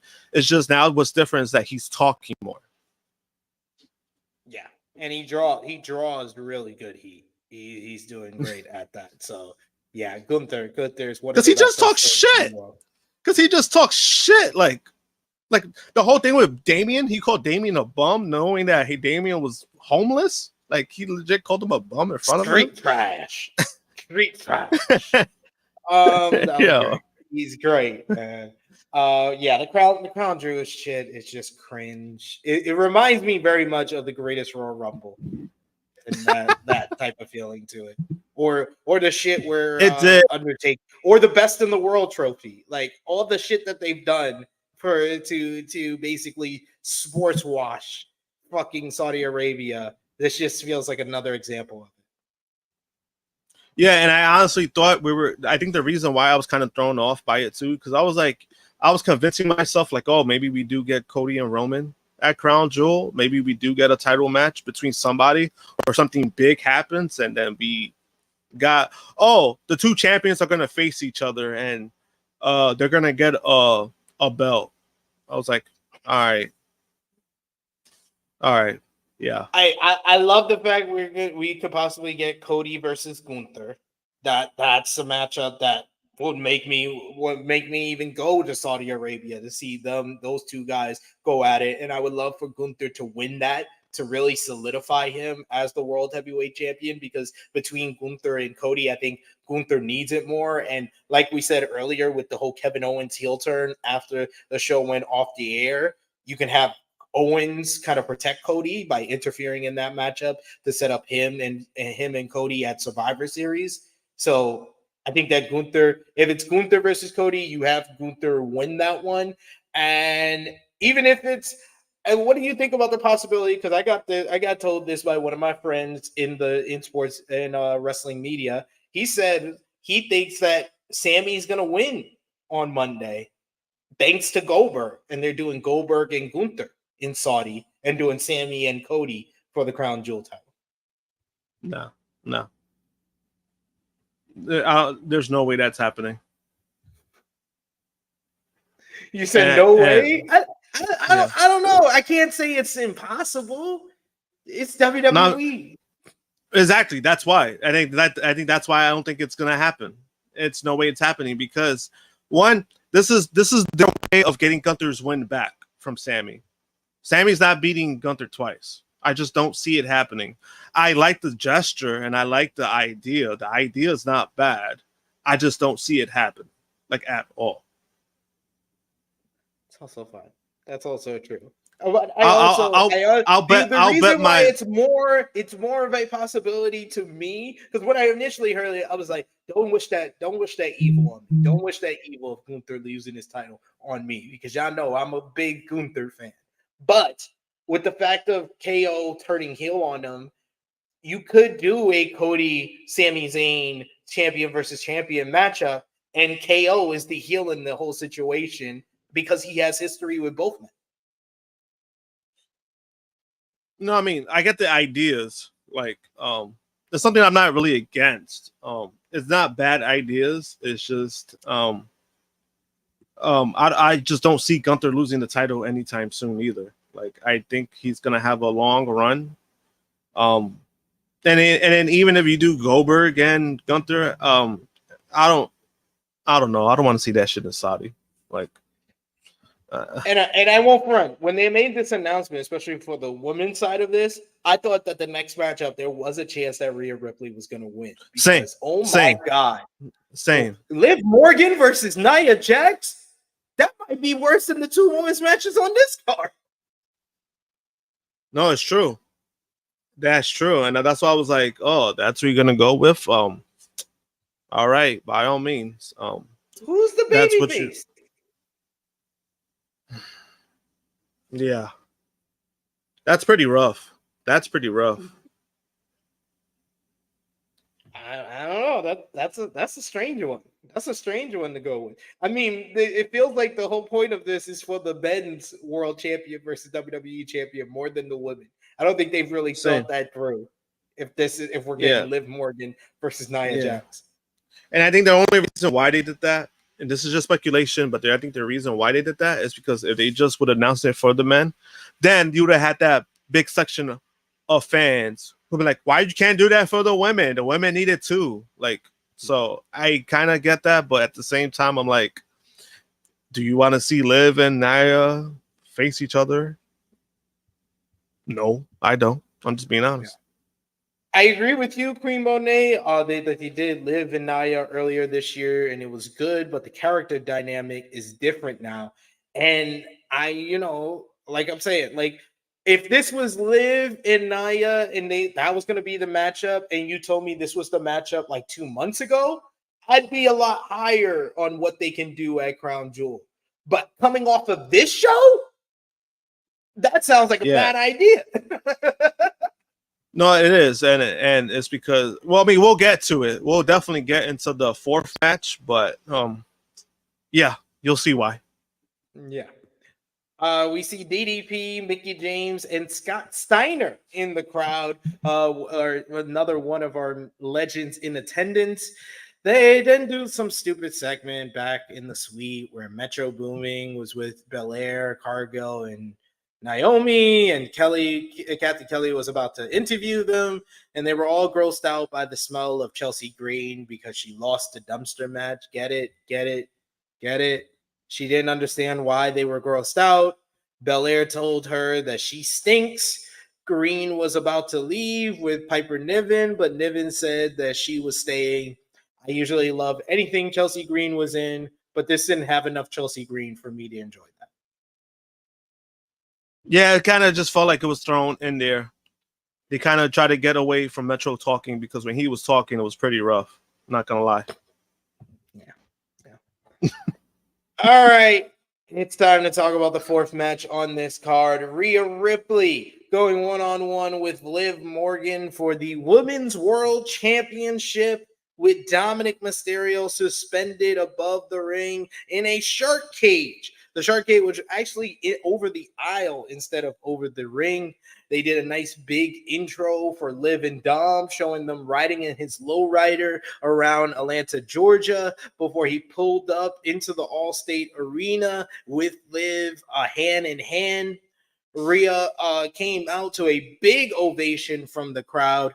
Rhea was very amused with the fact because she said that not only was Dom claustrophobic, he was also afraid of heights, as she told them to raise the cage above the aisle. Rhea Ripley was in firm control early on until Liv Morgan started targeting her injured leg. Morgan legitimately missed a chop block on the outside of the ring. Ripley made sure not to sell it, so Liv had to tackle her by the leg and stomp down repeatedly in response. Rhea fought back and she hit a big Northern Light suplex.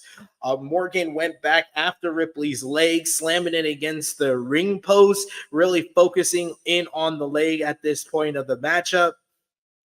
Morgan shoved Ripley into the barricade and hit a sunset flip powerbomb onto the barricade at another point, really focusing in on the injured leg.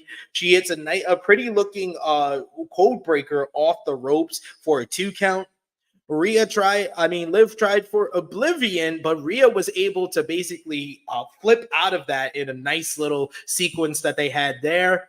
Ripley tried for the Riptide, but her leg gave out, and Morgan hits like this cool looking crucifix bomb, which she calls the homewrecker for a near fall. Morgan did the Eddie Guerrero shuffle and then hit the 3 amigos, but Ripley blocked the 3rd attempt and hits a razor edge, shades of her teammate, Damian Priest. Former prison inmate Dominic Mysterio picks the cage lock and opens the door. This got a nice little response from the fans.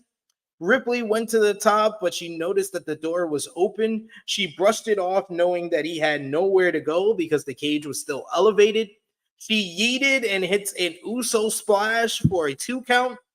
They fought outside near Dom, and Ripley gave Morgan a riptide on the floor. Dom was so concerned that it seemed like he was going to jump for it, but somehow he got caught upside down and with his leg wrapped in a chain. It was a cool look. It was a good looking spot because it did seem like Dom was about to die. But I mean, why would you not pick the lock for the chain around your ankle? That's besides the point. Dom was hanging upside down helplessly. So Rhea Ripley tells the referee, I got some business to handle. And the referee doesn't count her out. And this allows her to get a kendo stick. She starts beating Dom like a damn pinata in a nice little spot there. I don't know how this finish was supposed to go, but at this point, the referee tries to run down to stop Rhea Ripley from beating Dom with the kendo stick instead of just counting her out. At that point, Raquel Rodriguez shows up and attacks Rhea Ripley from behind. The referee grabs the kendo stick and just tries to turn around, acting like he didn't see Raquel attacking Rhea Ripley. She brings Rhea Ripley into the ring. At this point, when she picks up Rhea Ripley and hits a Tejada bomb, the referee finally calls for the disqualification. She actually placed Morgan over Ripley despite hearing the bell, but the match was officially called off at that point. Oof. I mean, I think everything they did until the pinata spot was pretty solid.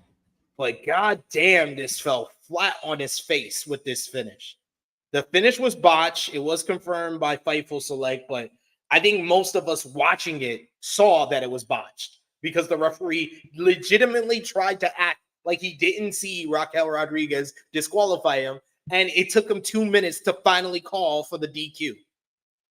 So Rhea Ripley gets the win via disqualification. Liv Morgan, though, retains the WWE Women's World Championship. And it seems like Raquel Rodriguez is aligned with Liv Morgan here. So I got what I wanted. I got what I predicted in our predictions. But this was another not good match. Because of the finish, unlike the Nia Jackson Bailey matchup, which I thought was too sloppy and kind of a mess to be a good matchup. This one fell on his face because overall, I think if they would have done the finish a different way or have the referee take the kendo stick and turn around and Raquel comes from the opposite way, from the entryway and attacks her and then puts her in the ring without the referee, with the referee's back turned, and Liv distracts the referee. And she just gives her the Tejada bomb on the outside and then puts her in the ring and Liv gets the cover. it would have just been a solid matchup with a lame finish, a lame interference finisher. By the way, this is the third fucking match in a row with interference. It was like, yo, there's just... Are the producers like? I said before, Triple H and Tony Khan feel like they cheating off each other's homework. Are the producers for these matchups cheating off each other's homework? You had Tiffany interfering in the Nia Bailey match. You had JD and Carlito interfering in the Judgment in the Balor versus Priest matchup when you didn't even need that because you're already beating Finn Balor after he hit 3 finishers on a motherfucker. You don't need to give him a 3-on-1 advantage for him to lose in the end. So you could have just scrapped that and just had the Judgment Day interfere in this matchup to make that match a little bit different. But this is the third match in a row that had interference, and we all knew the main event would have interference as well. So 4 matches on this card out of 5 that had interference? I give the match 2 stars. So, yeah, like I said, better than Nia and Bailey, but not by much. What did you think? So the match itself, I thought the match was okay. There was nothing really that special, to be honest with you. I kind of felt like it started kind of coming off glued once Dom opened up the cage. I felt like they kind of focused on that a little too much after that.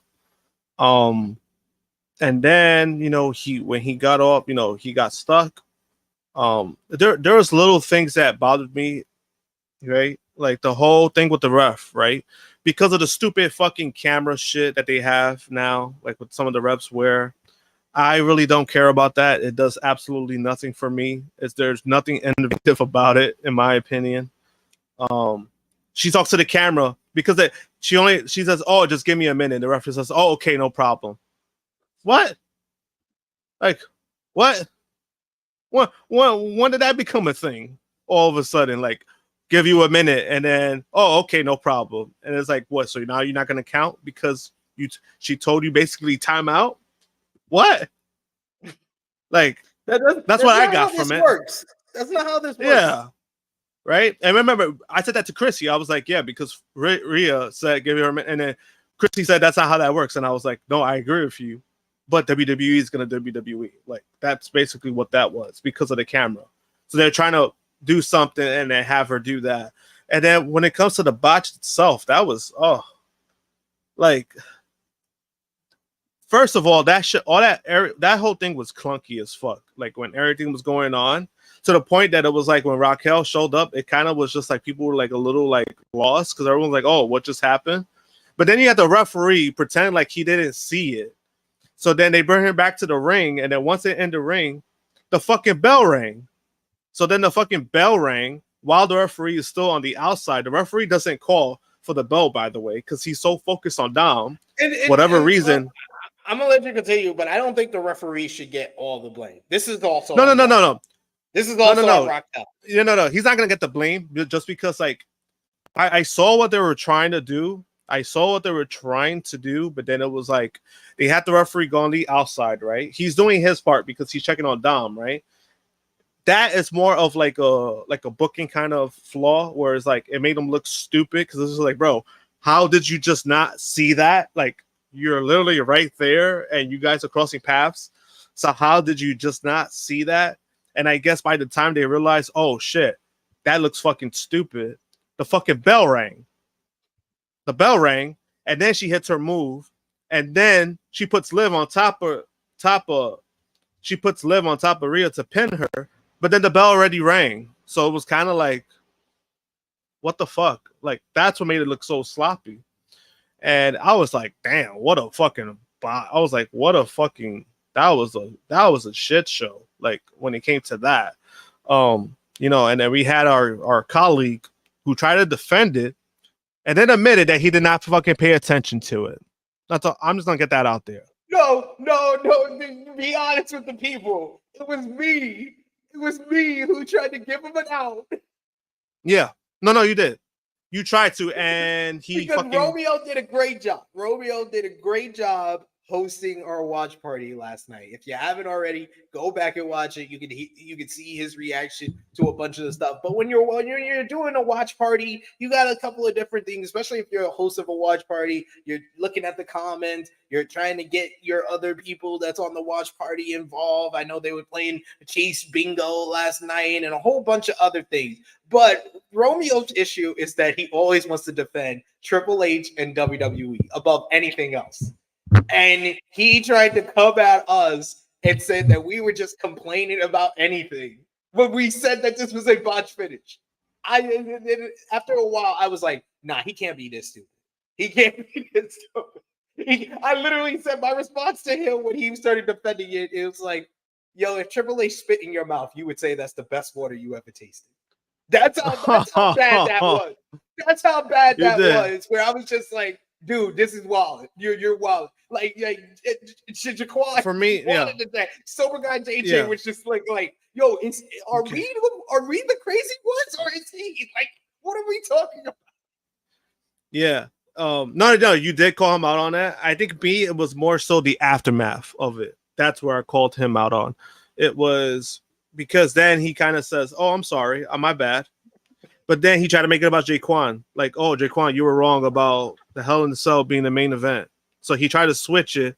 So his apology didn't mean shit because now you're just trying to you're trying to change the narrative of Jaquan being wrong when Jaquan wasn't the only person that said, "Oh, Hell in the Cell should be the main event," which is not really a bad take. It's not wrong, right? People generally felt that way. And it's like, no, bro. He felt something that should have been what it was, right? You, on the other hand, openly defended something without paying attention. Like you went fucking arms. You went fucking arms, guns blazing, without paying attention, and you look like a damn fool doing so because it's WWE. And I think that's why I was like a little like kind of just like dumbfounded yesterday because it was just like, is this motherfucker serious? Because that was a botch. I was like, yo, like you cannot fucking defend that. You cannot fucking tell me like, oh, because Raquel put Liv on. I'm like, no, bro. The fucking botch happened when the fucking bell rang. Like the fucking bell rang. And then she did her move and then pinned Liv. As soon as fucking Raquel attacks Rhea right in front of the referee, that's the botch. Yeah. That's the botch. Yeah. Because the referee did not the referee saw immediately. The ref saw it and did not immediately call for the bell. It was overall. It was just so weird, so awkward. It was a botch finish, and Fightful Select. I think what was supposed to happen was that she came out.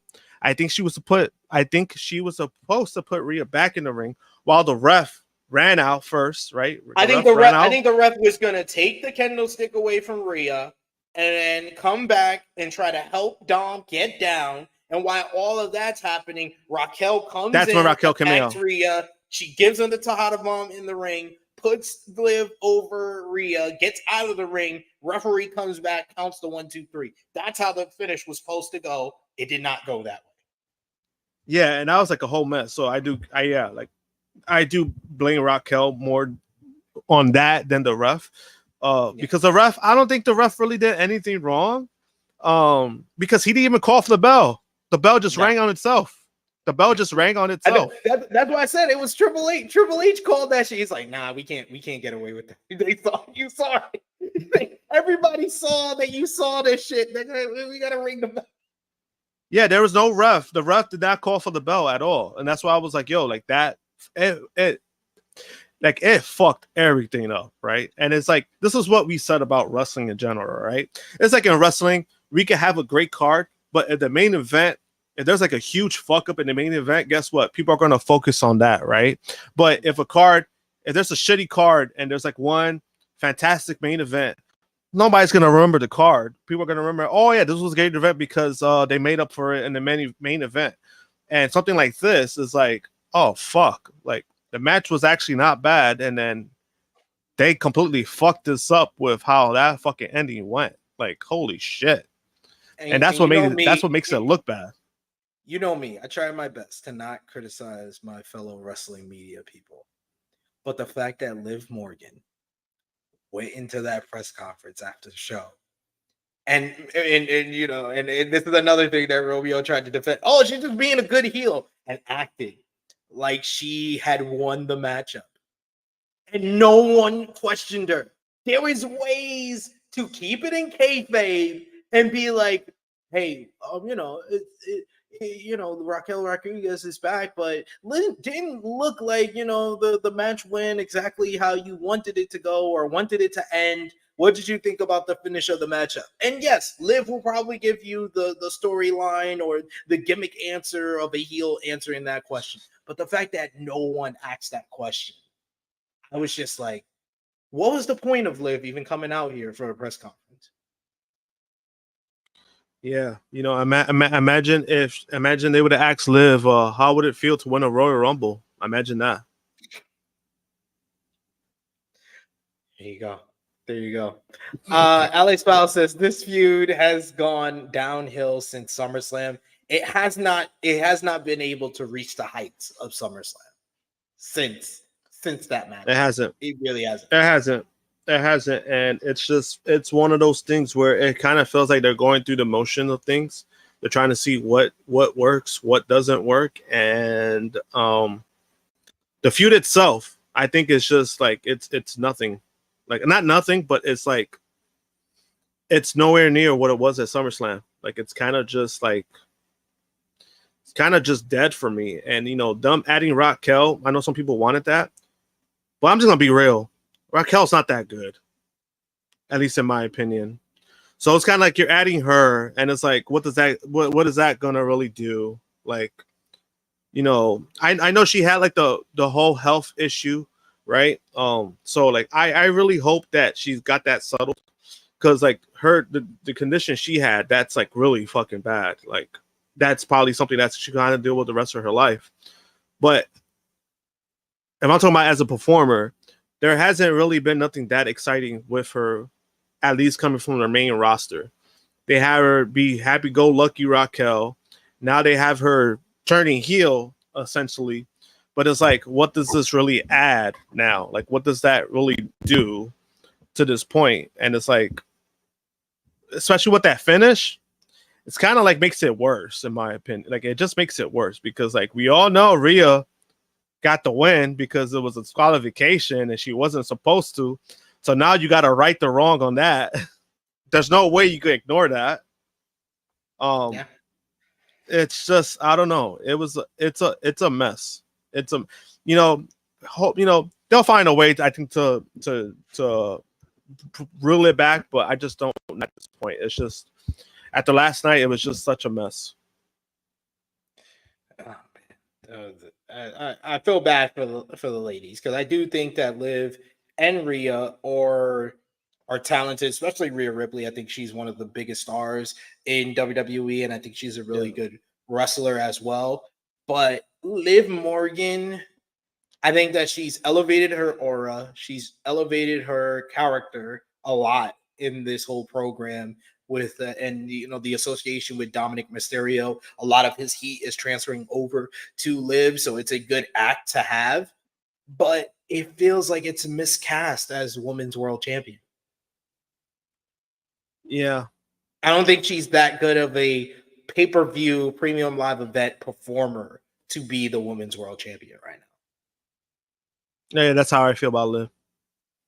And, you know, like with Liv, I've always said it. I was like, you know, she's improved, but I think there's certain levels to like improvement, right? Like certain levels to like what some of the women bring right now, right? It's like we have Rhea. I think Rhea is more established at this point.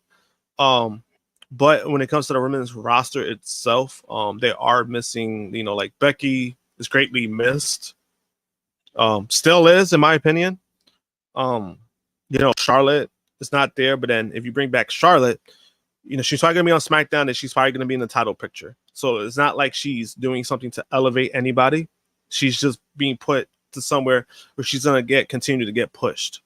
So when it comes to Liv, yeah, she's improved, but she's not even close to like what those kind of like what their tiers are. And there's no disrespect to her. It's just sometimes that's how it goes, right? Like that's just Yeah. what it is. Like, right? Sometimes you're as good as you get, and that's it. Like, you know. It's very fair. We should mention that. Thank you, call me Mr. Bondo, one of our members of the channel. He says, off topic, but I hope Motor City Machine Guns are keeping their TNA theme song, or the band who made it are giving them a similar one when they debut. We should mention there was another vignette for the Motor City Machine Guns. This time you had a person playing guitar. They showed Ford Field in Detroit, Michigan, and they showed the linear shot. They showed the little streets that used to be in the intro video for the Motor City Machine Guns when they were in TNA. So giving us more flashes of who this is. It was confirmed. We talked about it on the flagship on Saturday that the Motor City Machine Guns are the people behind the coming soon attraction, coming soon vignette that played on SmackDown, the one that played on this show. But I wouldn't hold my breath, Mr. Bonda, about the TNA theme being here or the band that made it. I think that it's more likely WWE will give them a theme that's at least similar to it.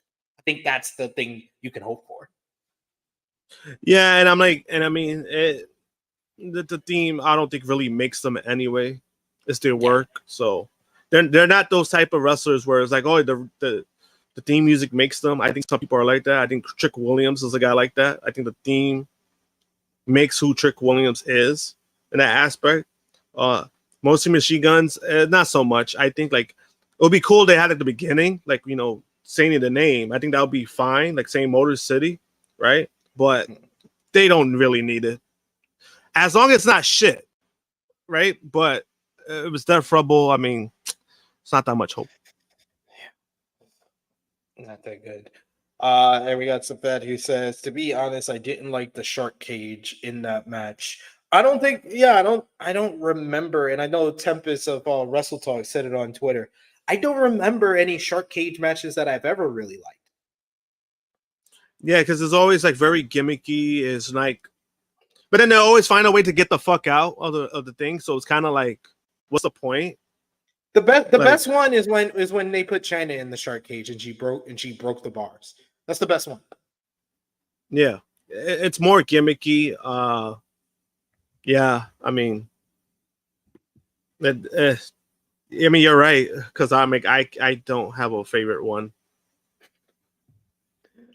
All right, let's finally talk about the main event of this show. It was the Bloodlines, Jacob Fatu and Solo Sikoa going up against Cody Rhodes, the American Nightmare, the undisputed WWE champion, who came out with the University of Arkansas marching band, playing them to the ring. 20 people out there calling them, bringing them out. But goddamn, Michael Cole, I'm going to treat you like CM Punk. I'm going to tell you when you're telling lies. He said you got the University of Arkansas marching band bringing Cody out to the ring for the biggest match of his life. Fucking lie. What? This match is bigger than WrestleMania against Roman Reigns to finish his story? What the fuck are you talking about, Cole? Yeah, that was fucking stupid. Cody gets a big ovation from his hometown crowd in Atlanta, Georgia. Then you have Roman Reigns, who is brought out by the Georgia Philharmonic Opera. This is another 20-person band bringing him to the ring, playing his theme song. Roman gets a huge reaction from the crowd. I'll just let you know. Just watch the entrances and tell me answer these two questions. Who is the team with the bigger stars? The one that came out together, or the guys who came out individually with 20 people bands? And the fact that Cody Rhodes, our undisputed WWE champion, in his hometown, came out first ahead of Roman Reigns. And let me know who's the bigger star. Sorry. I'm sorry, Josh. I know you're a Cody fan, but I think that said a lot more than WWE even intended it for. But this is the main event. Roman Reigns' first match back since WrestleMania 40, and this was very much a Roman Reigns matchup. Cody and Jacob Fatu started things off. Cody got some big offense early on, but Jacob Fatu no-sold it. Sikoa entered without a tag, so Roman entered to even the odds. Big OTC chants. Then we got that transition into fuck you Solo chants. Solo tagged in, so Roman was tagged in by Cody. The crowd cheered as we got Solo in and going face to face with the OTC Tribal Chief. OTC. Solo got the edge for a bit, but Fatu then entered as soon as Roman got a bit of offense. Fatu hadn't tagged in, but the distraction allowed for Solo to get the advantage for a little bit. He started running wild. Fatu tagged in and hit a much more intense looking than Solo's hip attack. Fatu tried for a stinger splash, but he went face first into the ring post. This led to Roman getting the hot tag to Cody Rhodes. Cody Rhodes started running wild for a bit on Jacob, hitting a big power slam, the jabs into the bionic elbow, hits a Cody cutter. He tries for the crossroads, but Solo distracts long enough for Fatu to hit a pop-up Samoan drop. The match slowed down as the Bloodline took control and worked over Cody. Cody fought off. He tried a hot tag, but Fatu yanked Reigns off the apron. This was very well shot because you didn't see Jacob Fatu getting there, and it almost looked like Roman dropped down on purpose. Jacob went for a senton bomb, but Cody was able to get his knees up, and then he finally was able, after much control of the Bloodline for like a good 10 minutes, Cody finally got the hot tag to Roman, who hit Solo with clotheslines and a big boot. A lot of Roman's babyface offense looked really good in this matchup. Solo was able to block a Superman punch, and then he went for the Samoan spike, but Roman reversed into a freaking crucifix. I was like, who are you? Who are you? He then popped up and hit a Samoan Superman punch for a 2 count. Roman set up for a spear, but Fatu super kicked him. Fatu and Solo hit the double super kick like they were the damn Usos. We then get Jacob, who hits his double jump moonsault, and then Solo follows up with the Uso splash, but Cody was able to break up the cover. Cody starts clearing off the announce table. He sidesets Jacob Fatu, who crashes into the barricade. On the outside, Jacob Fatu pops up. He starts throwing chairs, chucking chairs around at Cody. Cody was able to reverse things and hits a crossroads on Jacob Fatu, but he still wouldn't stay down. Cody hits multiple super kicks on Jacob Fatu, who finally falls onto the announce table. Cody goes up top to the top rope, and then he stands on the ring post. He signals to Roman that I'm doing this for you, giving him the salute. And then he hits a monstrous splash off the ring post through the announce table onto Jacob Fatu. Big "This is awesome" chants from the crowd. This left Solo in the ring with Roman. They exchange right hands until Roman's able to hit the Superman punch and looks like he's about to put things away. But then the Tongans come out. Tonga Loa appear. The distraction is enough for Solo to hit a big spear for a near fall. We then hear big yeet chants. Solo's talking shit to Roman, telling him, you promised me I was going to take your place. You promised me I was going to be the tribal chief. You lied. Another man, though, is in between Tama Tonga and Tonga Loa on the outside. Solo notices this. The hooded man hits a super kick to the Tongans, both of them laying them out. And then it's revealed he takes off the hoodie, takes off the bandana, and it's none other than the returning Jimmy Uso, with this crowd erupting. Probably the biggest pop Jimmy Uso on his own has ever gotten in his career. Roman Reigns, after that, when Solo turns around, he hits a big old spear. 1, 2, 3. Roman Reigns and Cody Rhodes defeat Jacob Fatu and Solo Sikoa. Cody got to his feet with his belt. We get Jimmy Uso in the ring doing the prayer sign like he was Jacob Fatu, praising his tribal chief, the OTC. They have a stare down for a little bit, and then they finally embrace and hug. Very emotional pop for that one as well. Great moment between the two cousins. Then we get Cody coming into the ring. He gets on his feet. He has a brief stare down with Roman, and they both look at each other, basically approving of each other and their victory in the matchup. Jimmy and Roman leave the ring, but then the Bloodline attack Cody from behind as Roman and Jimmy are leaving. Jimmy encourages Roman to help Cody. He said, "You said you would have his back." You say, he was like, it was a one-time thing. He was like, "No, you're the OTC. I'm with you. I will go with you if you want to make the save."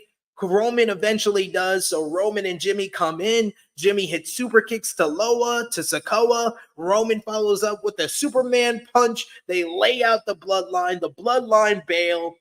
Roman then picks up the undisputed WWE Championship. He hands it after staring at it longingly. He hands it over to Cody. Cody raises it in the air.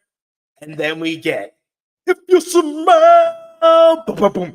And the crowd, oh my God. Like, the pop for Jimmy was huge. Like I said, one of the biggest pops of Jimmy Uso's career. But the roof came off the Allstate Arena when The Rock music hit. This crowd went mental for The Rock. He comes out with his People's title. He remained on the stage staring down at Cody and Roman in the ring. He gives the eyebrow to Roman like, I see you're with him now. He raises 3 fingers in the ring, a lot of 3 fingers in the air, excuse me. And a lot of people believe that he is signaling a possible triple threat match between Roman, Cody, and The Rock.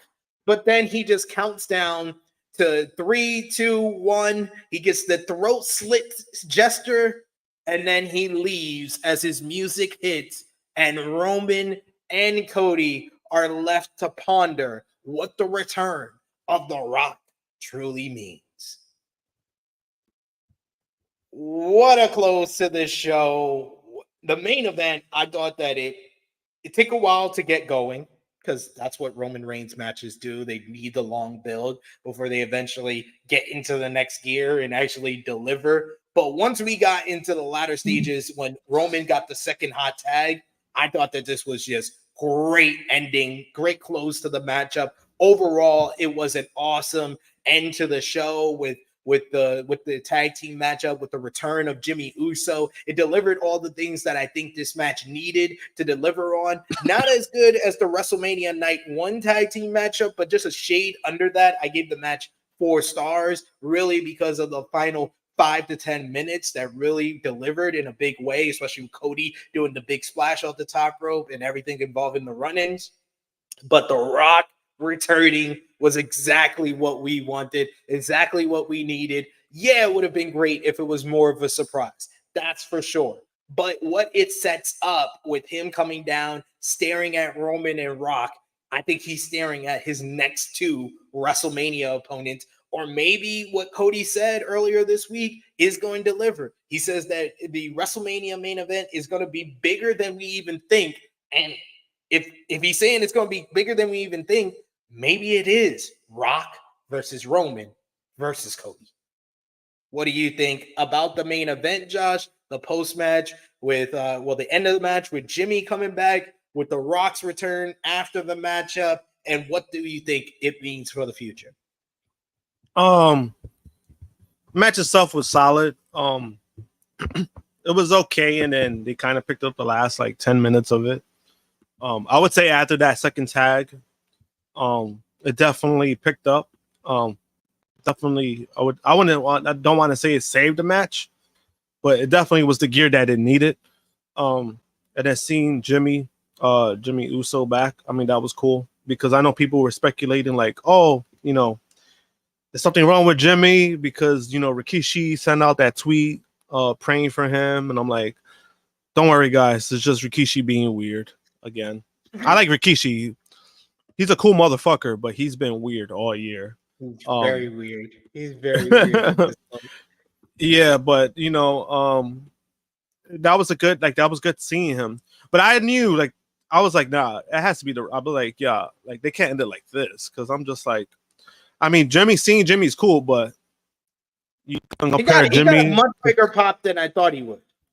No, he did, and I think it's because like, and the way they did it too, like he was just standing there too. Because remember, like Solo was just like looking, and everyone was like, "What is he looking at?" And then you see somebody just standing there. It was actually a great callback to his heel turn at SummerSlam. Yeah, because the heel turn at SummerSlam, he had his back turned to Jay after he pulls him out of the ring, and then he turns around, takes off the hoodie and the bandana to reveal it's him before giving him the super kick. This time, his face was facing Solo. So as soon as Solo saw him, I think he knew who it was. Yeah, I thought that was like a nice touch too. Like it wasn't like a typical like, oh my, like, you know, a camera thing. It was like they showed him. He's just standing there. Everyone's like, who's that? And then once you see the super kicks, you knew it was Jimmy. So I mean, it was cool to see that. But I mean, as in like something greater, I'm like, you're gonna compare Jimmy to The Rock? It's like one of those kind of things, you know what I mean? Like when it comes to like what we needed, and I do feel like The Rock was needed just because I'm like the way that pay-per-view was going. I mean, PLE. Sorry, because you know I only paid like what $7 for my Peacock, so it's not a pay-per-view.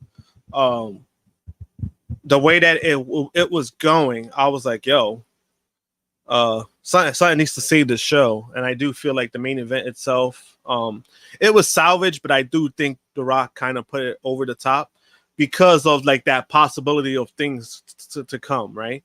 And again, The Rock didn't need to do anything. You just have him go out there, motion, and it makes you think of like what he was talking, because even the promo he put on his social media, he's talking, but he's not really directing what he was saying to anybody. He didn't direct it to Roman. He didn't direct it to Cody. He just said what he saw was bullshit. Like you saw that bullshit out there, basically saying like, oh, the last 6 months, like all the bullshit that's been going on. So he could be talking about anything. He could be talking about Cody's run. He could be talking about Solo being a shitty leader. He could be talking about anything, right? So that's what made it great. I thought like he was very good at being vague, being frustrated, but being vague at the same time, because you don't know who he's mad at. You don't know what he's frustrated with. So I thought like that was a nice touch, right? That goes to his great acting in Hollywood.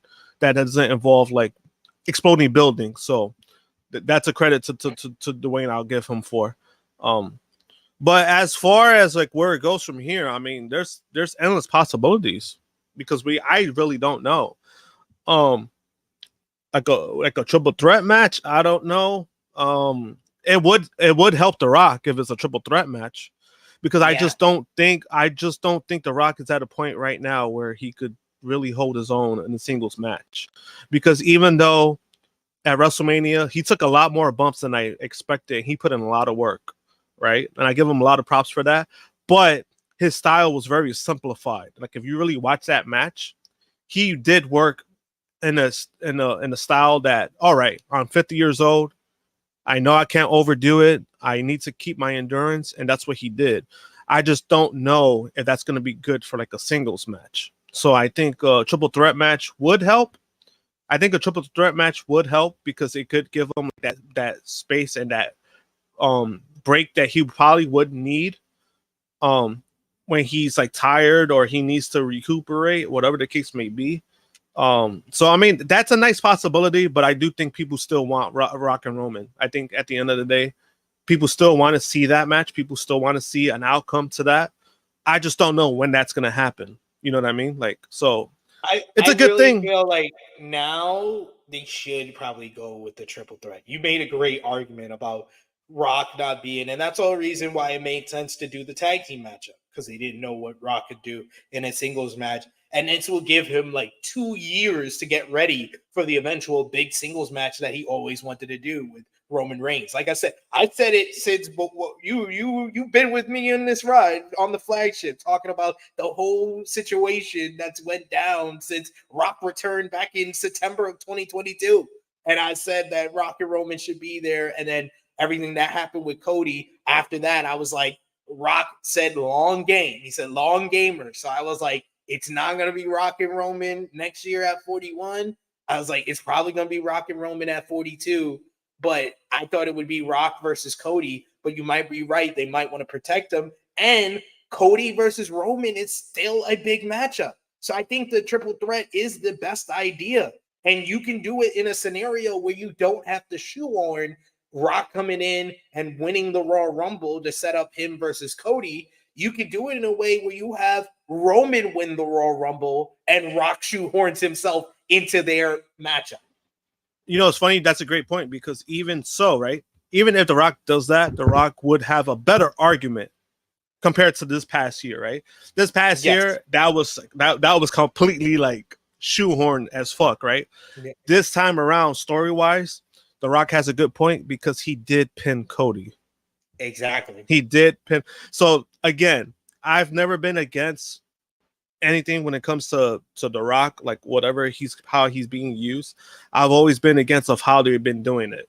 And like this past year, I wasn't happy with the way they did it, because it's like, bro, you just had Cody win the Royal Rumble and then you did that bullshit. Like that's where I would stand at. And that's where I put my foot down on the bullshit that Dwayne was pulling off.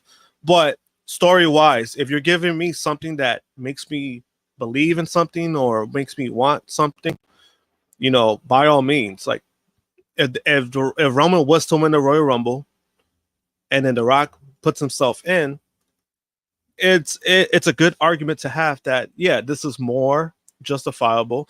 I know people will try to bring up the whole thing about, they'll probably try to use like a whole hypocrisy kind of thing of like, oh, you know, y'all wanted The Rock last year and he was shoehorned, and now this year the same thing is happening. It's like, no, but story-wise, it makes sense because of what happened at the events of WrestleMania.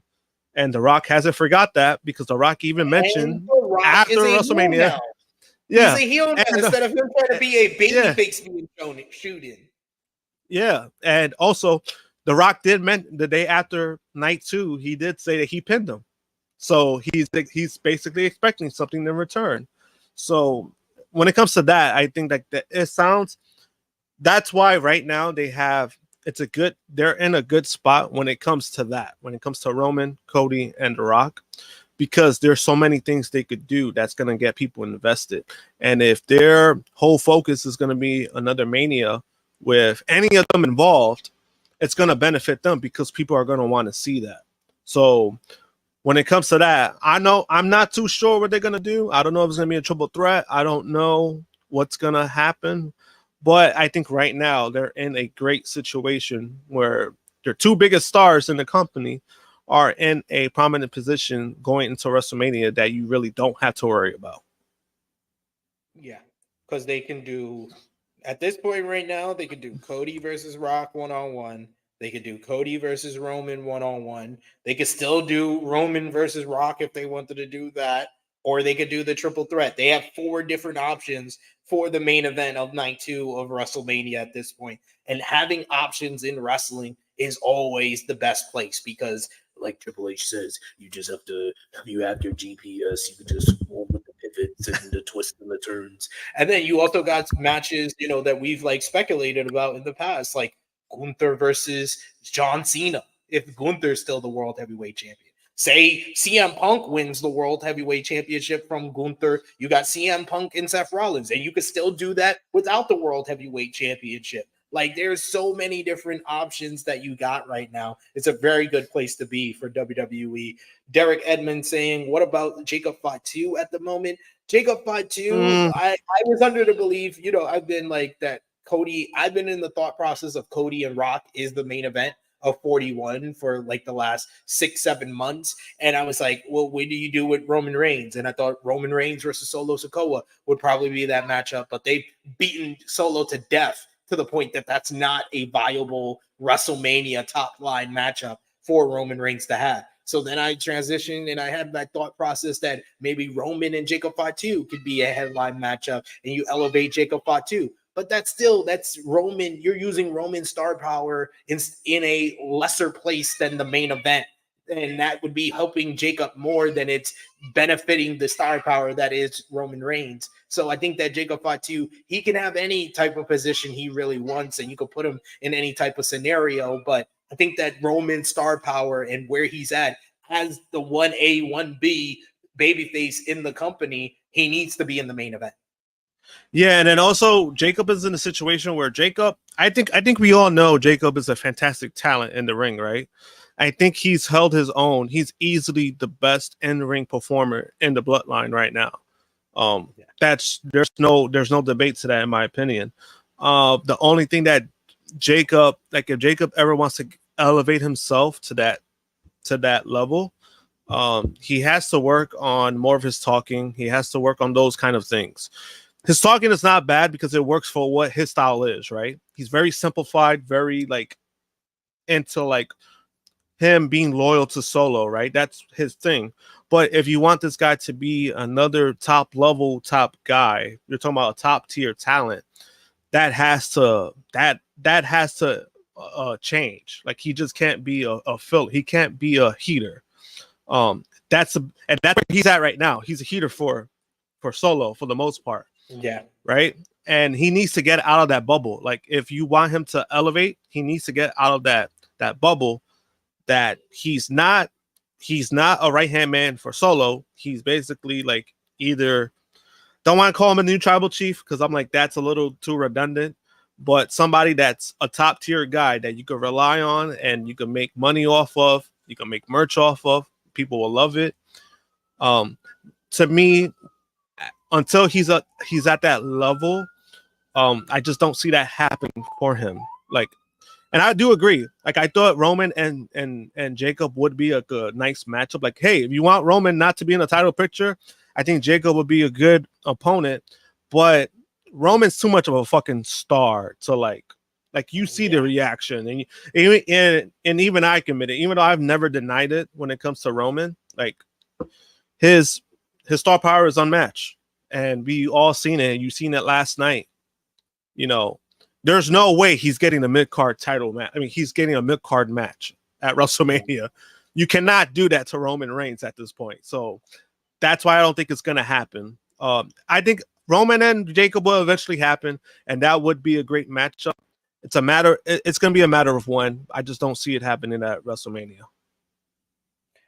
That is all fair right there. But let us know in the chat. Final call for super chat donations. Thank you so much for all of y'all joining us live. Bunch of y'all joining us, over 100 on all these platforms. Remember to drop the thumbs up on the video. Drop a heart on the video if you're watching us on Twitter. Drop a heart, and a like, an angry emoji, a laughing emoji if you're watching us on Facebook as well. Final call for super chat donations, like I said. But also in the chat, let us know your match of the night, your MVP, your LVP. Out of 10, what did you give this show? Thumbs up, thumbs down, thumbs in the middle for the show overall. For me and Josh, for WWE Bad Blood 2024, thumbs up, thumbs down, thumbs in the middle in 3, 2, 1. Like the bar. Thumbs in the middle. It looks like across the board from both of us. Out of 10, what did you give this show, Josh? I think I gave it like a 6. That's fair. I'm at like a 6.5. I think that the opener and the close of the show brought this to, it avoided it from thumbs down territory. Thumbs down territory. It definitely avoided it. But WWE is at the place where they've had so many very good to great PLEs this year and even into last year that this is to me the worst of 2024 so far. Same. I you know, it's funny. Right after the show, I was telling Wendy the same thing. I was like, "Yo, this is probably the worst PLE this year," because if you really look at the microscope, if you really take it down and you really judge every show, right? Because you had Royal Rumble. Royal Rumble, don't get me wrong, had its flaws, but yes, you know they had the great Royal Rumble. They had the great Women's Royal Rumble, which was kind of like, you know, we critiqued it, but at the same time they had nice surprises. And you know, we got the right winner for it. The men's Royal Rumble was better paced, but it had a, you know, the winner was also surprised because everyone was like, "Oh shit, Cody Rhodes! They're going with Cody Rhodes again! Holy shit!" So they did certain things in the Royal Rumble that covered up the rest of the show, right? And then you look at what was it, Elimination Chamber, right? They had good chamber matches, in my opinion. So again, they did things that kind of made up for like anything else they were missing in the show. Then you had the two WrestleManias, right? You had the 2 WrestleMania shows. And then you have Night Backlash. 1 was very good, and Night 2 was one of the best. Was better. Wrestling Yep, shows was of even the- better. Was even better. It was even better than the first time in the 2-night WrestleMania. The Night 2 was way better. And then Backlash had an all-time crowd. Like, you can't take that away from them. And they had a great main event to the point that Dave gave them 5 stars, which wasn't 5 stars, but that was a great matchup, right? Yeah. The only other paper I would say is maybe Money in the Bank, where it was like, oh fuck, Money in the Bank has some fuck ups, but I think this show had more fuck ups than Money in the Bank. That is fair. Annika, you got to go back to the beginning when we're done. We did talk about Altercation I, as you're calling it, after Bad Blood of Kevin Owens turning heel on Cody Rhodes. We started off the program with that. We got a lot of stuff that went down after Bad Blood before we got into the actual show. So you could go back to the beginning and talk. We talked about the Kevin Owens heel turn then. But we got Call Me Mr. Banda, who says match of the night, Hell in a Cell. Power Driver Finisher agrees. You got Safet, who gives it a 6 out of 10. Mr. Banda is down on this show. He gives it a 5 out of 10. Thumbs down. Thumbs in the middle from Safet. Thumbs in the middle from Power Driver Finisher. What was your match of the night, Josh? The opener easily. Hell in a Cell. Hell in a Cell, by far one of the best WWE matches of the year. I think it's a 2-horse race now. I think it's Roman and Cody from WrestleMania Night 2 and this match, Drew and Punk. Hell in a Cell, the best 2 WWE matches of 2024 for me. Same. I'm only gonna edge Cody and Roman just because of the moment and the implications in the match. Like Cody going, the world title was on the line, and then Cody winning, not only him winning, but it also ended Roman's historic streak. So that had like another level to that. But I wouldn't argue, like if we're talking about in-ring work and what the guys did, that being 1A and 1B, it's not really much of an argument in my opinion. Yeah. MVP for the show, I want to give an honorable mention to Gunther because he's the best heel in the game. But my MVP, my co-MVP is actually Roman, Cody, Rock. My MVP, I gotta go with Dwayne. That is fair. And LVP, I could have went with either one of the women's matches on this show. I already got one. I got mine. Could have went with Finn Balor. But thank you, Triple H, where I don't have to blame any of the talent. It is Triple H for the press conference alone. But the fact that this is the worst booked and paced PLE of the year, a lot of that came down to the booking of the show. So Triple H, for the first time since he's become head of creative, it's my LVP. Same. LVP is Triple H. He was my LVP since the beginning. So I was like, I already had my LVPs locked in. Yeah. Could have went with Finn Balor. Finn Balor was close. Honorable mention. But yeah, Triple H. Triple H for sure. We got Call Me Mr. Banda, who gave Triple H LVP. We got Christopher, who says thumbs in the middle, match of the night, Hell in a Cell, 6 out of 10, MVP, Jimmy Uso, Roman Reigns, LVP, sorry, Bailey, and Rhea Ripley. We got Safet, who says MVP, CM Punk, Jimmy Uso, Gunther, and The Rock. Power Driving Finisher says The Rock is just the biggest thing I remember. So MVP, Dwayne. And Safet says Triple H and the ref for LVP. But this was a lot of fun to talk about this show. This is one of our longest pay-per-view reviews because I always say, here on the True Hill Heat YouTube channel, you want to know when a show is good is when we're able to talk about it within 2 hours. If we go over 2 hours, it's usually because the show is not that good. That's when we get a lot of rants and a lot more to talk about. But this show did have a lot of newsworthy, noteworthy stuff to talk about on top of not being the best PLE. Yeah, so then also I wanted to add when it comes to their PLEs, right? Because I know people are talking about the 5-match format that some people love it, some people hate it. With me, I'm very in the middle, especially like yesterday when I was watching it, right? This was the first time I watched like a full pay-per-view. Usually when I do like the reviews, I'll go back to certain matches. Like I'll go straight, like I'll fast forward, I'll go to like straight to the matches and I'll watch the matches themselves. But yesterday was like the first time in a while, well, besides SummerSlam, that I watched like a full PLE like without stopping. And I'm just like, yo, so we have 5 matches in 3.5 hours? Like, oh. Yeah, that's why I said it's one of the worst paced PLEs because there's 5 matches and the show still went 3.5 hours. If you're going to do a 5-match show, you should get it done before 3 hours or at least by 3 hours. Yeah, because I felt like Bash in Berlin was 3 hours. Bash in Berlin, the last show, it was 3 hours. That's why I gave that a positive score. This one, 3.5? Nah. Yeah. Too long. And I think they kind of, yeah. Yeah, and they also kind of focus on like the bullshit. Like, honestly, like showing the legends. I just kind of felt like, okay, why did we need it?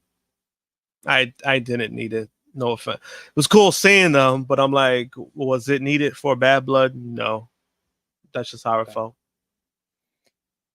That brings us to a close on our WWE Bad Blood 2024 review. Remember, guys, to help us out, help out the YouTube algorithm, drop the thumbs up on the video, help others who haven't seen Bad Blood or have seen Bad Blood and want to hear our thoughts, see this video and share with them on your favorite social media platforms. If you're watching us on demand, let us know in the comments down below what you thought about the latest WWE PLE. Josh, want to give you the floor. Thank you so much for joining me today. Let everybody know where they can follow you on social media and when they will see you again. You can follow me, JMPunk321, Twitter and Instagram. And I'll be back Saturday for True Hill Heat. Talk about more stuff, more new stuff. Hopefully this week is a good week, so we'll have a lot to talk about. Indeed, for sure. If you haven't already, check out the flagship podcast, True Hill Heat 297, where we really had a great discussion about the AEW TV rights deal, the new deal with Warner Brothers Discovery. We almost spent like an hour on that topic alone, as well as the 5-year anniversary. We talked about Bobby Lashley and the Hurt Syndicate in AEW, the WWE NXT premiere on the CW, Seth Rollins' return, and much, much more, and the possibility of The Rock showing up at Bad Blood. We broke it all down. So check out the flagship podcast. Myself, True Jaw Josh, Miss Chrissy Love, Top Guy JJ, one of our best episodes of the year, if you ask me. But check it out. Like that video as well. And join us back here live tomorrow. I will be live at 2:05 p.m. Eastern time with Sober Guy JJ. Fingers crossed in the live chat. If Sober Guy JJ shows up for Collision Discourse as we review last night's AEW Collision, but also join us on the True Hill Heat Sports and Entertainment channel. Subscribe over there, 700 subscribers strong, because we're going to be doing our final review for Power Book 2 Go Season 4, Episode 10, Ghost in the Machine. It'll be myself, Miss Chrissy Love, Knowledge, possibly Top Guy JJ, our biggest cast to talk about the finale of that show. So join us live for that, 12:05 p.m. Eastern time. So a lot of great content for you to enjoy from us at True Hill Heat. So follow us on the Twitter machine, Instagram, TikTok, at True Hill Heat, patreon.com/True Hill Heat, $3 a month. Gives you exclusive content and the best place to support us when we are not live here. But for the True Jaw Josh, it is me, your True Hill Phenom, SP3. This has been our WWE Bad Blood 2024 review. We are signing off until next time.